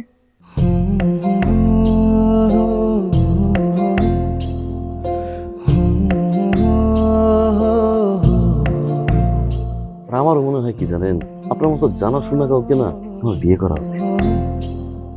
এটা কি উপলক্ষে? ম্যাডাম, ফুলটা গ্রহণ করুন, তারপরে বলতেছি। ভোটার আইডি কার্ডে যার স্বাক্ষরের জায়গায় টিপসই দেয়, এখানে কেউ ডাক্তার। এই দুইজনের মধ্যে যে আগে ম্যাডামের মন জয় করতে পারবে, ম্যাডাম তার। একদিন না দেখলে তোমায় বন্ধু আন্ধার লাগে সব, তোমার এই প্রেমে এমনই টান। রুগীদের তো ডক্টরের কাছে আসলে ব্যথা কমে যায়, আপনি তো উল্টো হলো কেন? আপনি কি একটু উল্টা? তোমায় ছাড়িয়া যাব মরিয়া, তোমায় ছাড়িয়া যাব মরিয়া, যেও না বন্ধু আমার, ভুলিয়া ভুলিয়া। আমার মনে হয় আমার সমস্যা কপালে। ম্যাডাম আমার কপালে নেই, আমার কপালে আছে দাগ।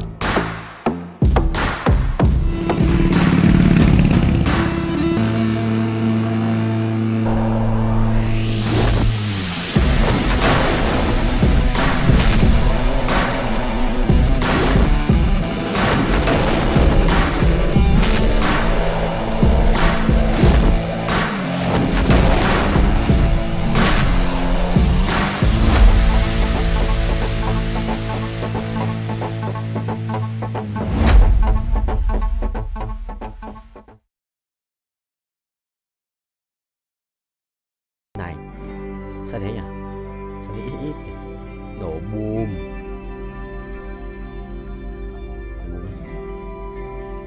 Sao nó mày? Trời ơi. Không quá rồi.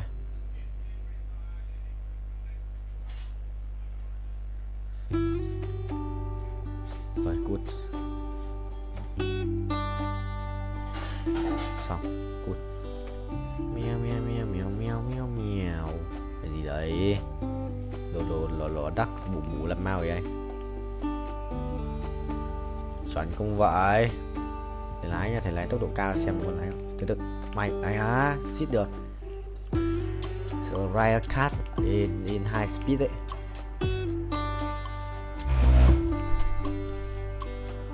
Chuẩn không? Hay á, không được. Sửa tốc độ cao. Tốc độ cao đét mà. Rồi một lần, hai lần thứ hai, 300 lap à, 400 lap. Chuẩn không thầy? Chuẩn không? Chuẩn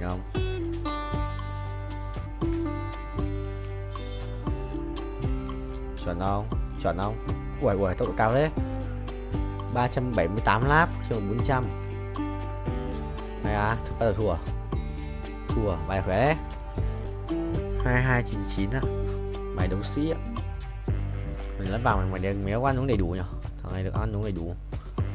2299 là phải không? Không. Tự đầu chuyển hóa bàn đấu.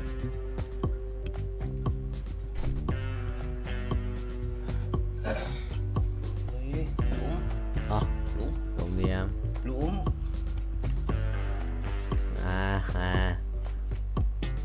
Ô, phải chấm.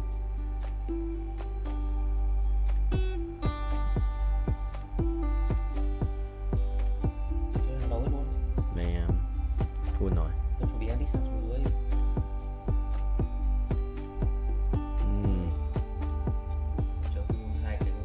Không biết. Ok thầy ơi, mày sẽ ride a cat. Lâu rồi, 15 phút. Well played bro. Mày lái luôn đấy, lái bình vua lái racing boy.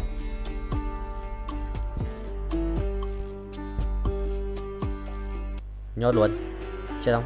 Ngồi đi. Đéo đi à? Vào nó kèm rất siêu linh, đéo đủ mana là chết. Phải không? Cũng là khỏe rồi dạ. Đánh bài gì với cả Nautilus 2.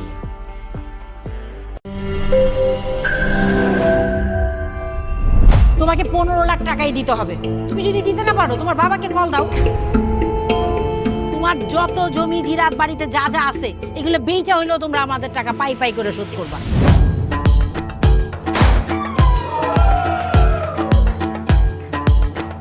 একটা ব্যাপার কি খেয়াল করছো? শহরে কিন্তু দুইটা রূপ, রাতের এক রূপ, দিনের আর এক। বেঁধেছি ঘর হৃদয়ের পর গাঢ় সবুজ ওই গহীন বনে। আরে ব্রো, সবসময় চিল থাকতে হবে, কিচ্ছু মাথায় নেওয়া যাবে না। ভালোবাসা হচ্ছে একজন আরেকজনের উপর ভরসা করে, একজন আরেকজনের হাতের উপর হাত রেখে এই জীবনটা কাটিয়ে দেয়। কিছু মানুষ এই রাত জেগে থাকে আর টাকার বিনিময়ে সুখ খুঁজে। বসুন। এখন তো সিরিয়াস হওয়া উচিত, তাই না?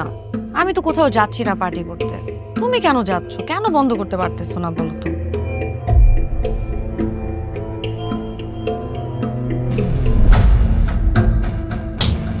কার যে কোথায় সুখ সেটা তার প্রিয় মানুষটাও কখনো জানতে পারে না। পাশাপাশি তবু যাচ্ছি বিপরীতে, কাছাকাছি তবু যাচ্ছি বহু দূরে। Hi, you look good. Thank you.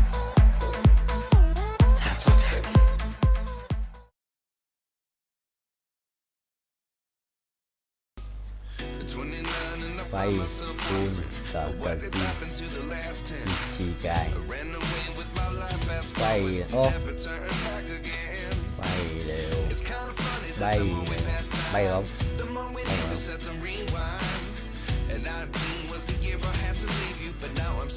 Bay không? Không rồi Rồi Bao nhiêu phút đây? 00335 Không mất tích.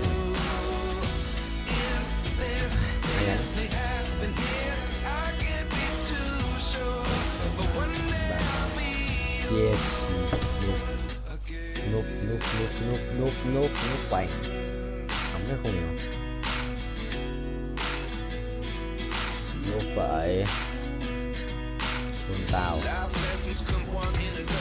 Ê, cái con này họ chấm mà mấy con bằng tiền họ chấm hết, chẳng biết là bao nhiêu. Những trăm củ mình quay tài lần lúc đó mới được. Trời ơi, đi.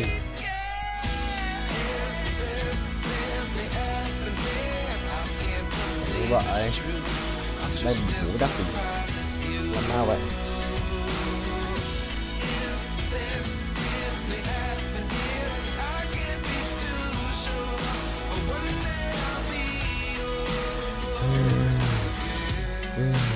Xuân tao mày xuân tao mày thích làm hỏng cho mình không?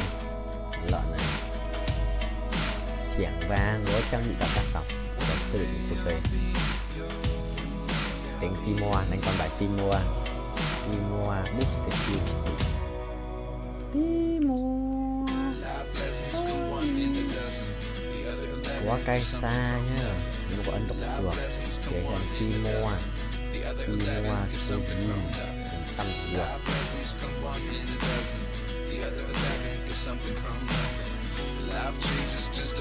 Ai à, ngon.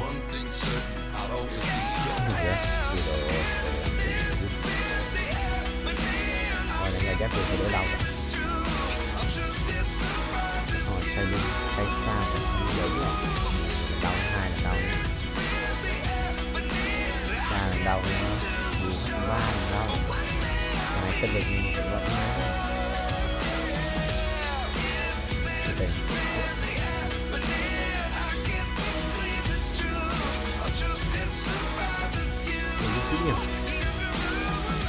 Toán chỉ cái bài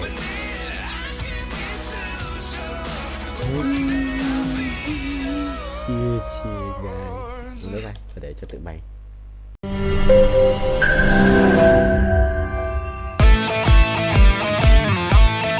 দরকার পড়লে একটা রিক্সা বিয়ে করবো তারপরে তোকে বিয়ে করতে তুমি যদি মরো যাও আমি তোমাকেই বিয়ে করব। দেখো দেখো বিয়ে এত সোজা আমার 5টা কন্ডিশন। কয়টা? 5টা। আমি জেডি সাফায়েত রমরাজন স্যার এটা তো ভোটার আইডি কার্ড স্যার। বাড়িতেই করবেন নাকি হোটেলে? না না আপনি যেমনটা ভাবছেন বিষয়টা তা না। ভাই আপনি তো করবেন। তোমাকে দিয়ে হবে না, আমি জানতাম। শুধু শুধু সময় নষ্ট করো না। ভাই আপনি তো অনন্ত দলিল না যে অসম্ভবকে সম্ভব করে আপনার কাজ। জিমি জিমি জিমি কি হচ্ছে? আচ্ছা আচ্ছা আচ্ছা আঙ্গের একদম বইরা দিমু যাচ্ছে সব বাইক কর। শর্ত দিয়ে বিয়ে শর্ত দিয়ে বিয়ে।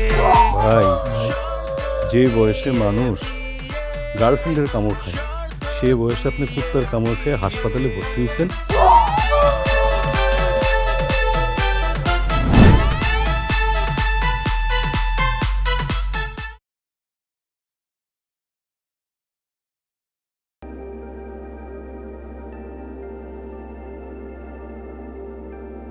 Nhật sao biết? Ra tầm bản thân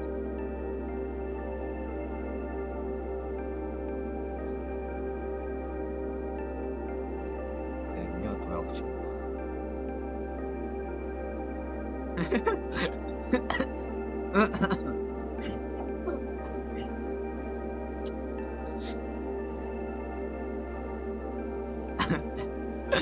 hiểu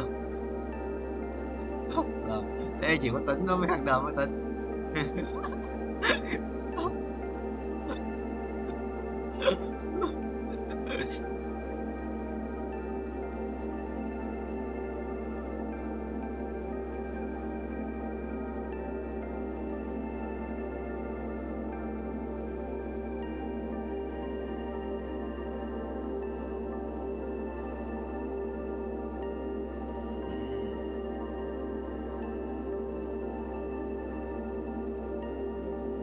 Gặp cái nào được không? Gặp cái nào được?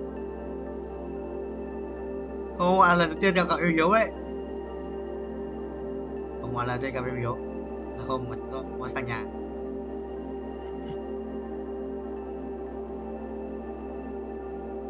Chắc chắn không gọi? Chắc chắn không?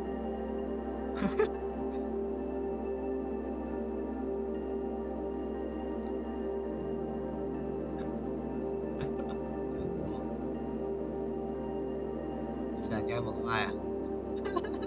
Xe kìa. Đang nhắn tin. Căng vậy, nhắn tin căng vậy thầy.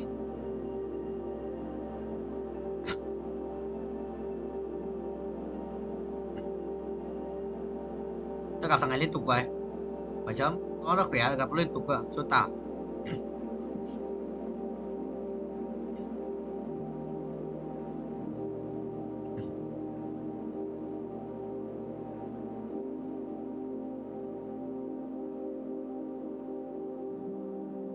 Đó thì là ông dễ vậy.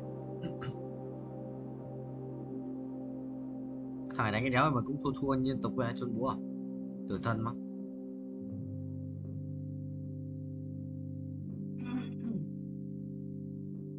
Nếu ăn đi à?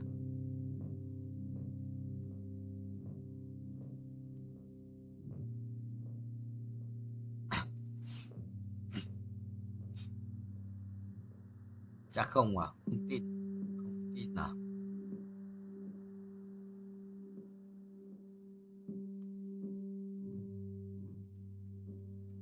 Hack tiếc à? Hack tí ao. Ra hack đây. Ra hack 33 tuổi hack đây. Xóa cái này, xóa cái này, xóa cái này đi. Auto mở trứng cho bố. Rồi là con voi à?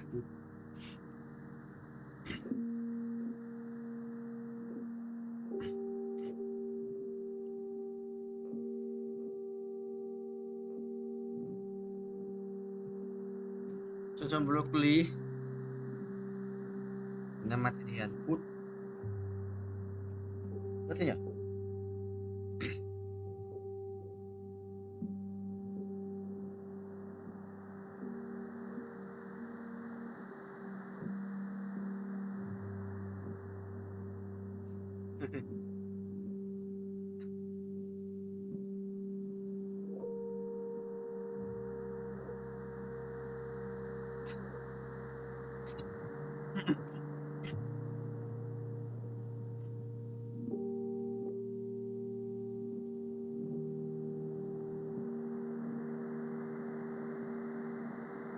Sống tốt 5 round à? Round này xong.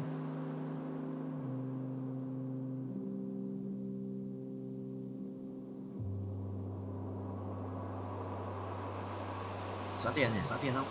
Cùng mày sao? Câu 2, câu 1, câu 5, gì thua gì? Tôi dám nhót rồi.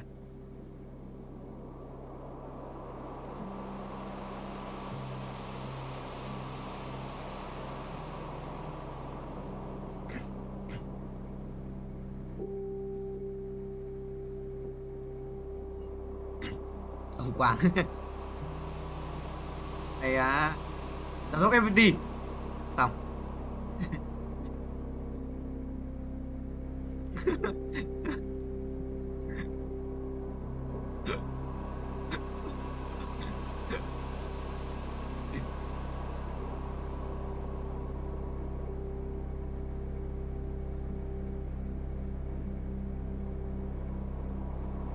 Sao gần tận 43 máu vậy?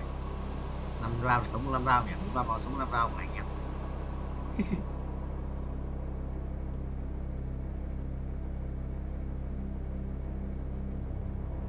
Anh nào? Anh nào? Anh nào?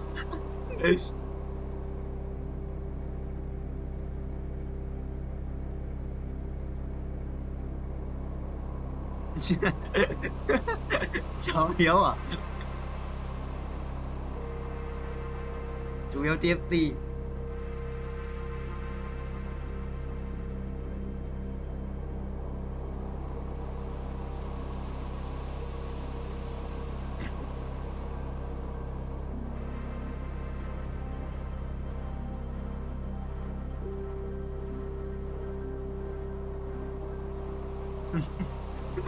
Này Hiếu à?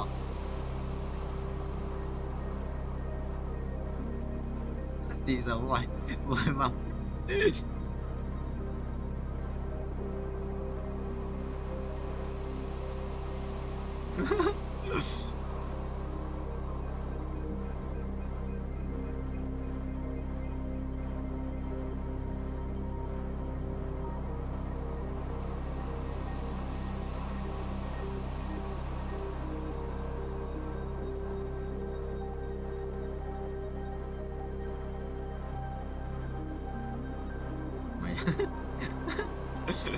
Lý à? Hỏng rồi, anh đi rồi. Khỏe đấy, tanh khỏe quá. Làm phép mà chứ. Nào, thử hay chết, biết rồi. Yes, lấy cuối.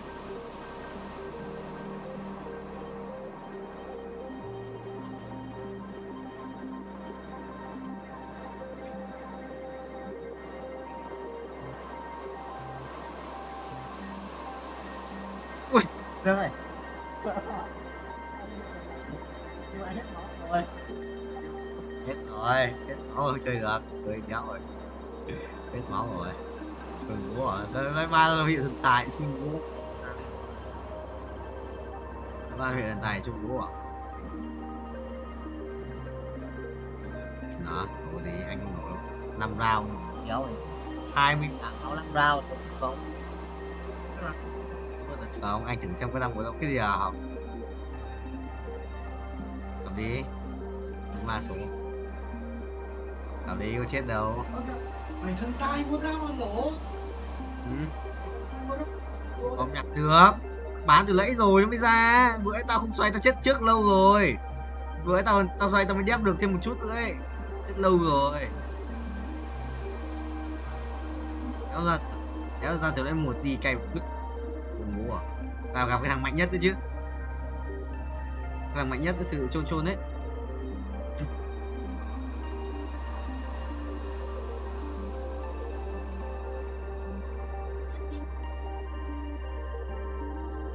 Chết đi. Ra từ loại 2 anh đã full rồi.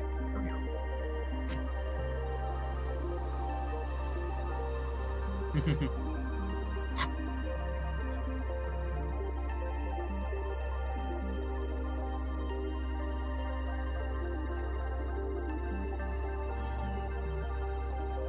nó broccoli.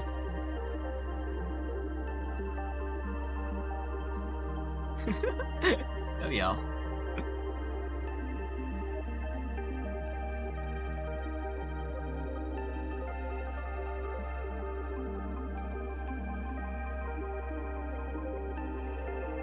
Nuốt broccoli và tận 2 rau nữa, sống 2 rau, sống 2 rau nữa em.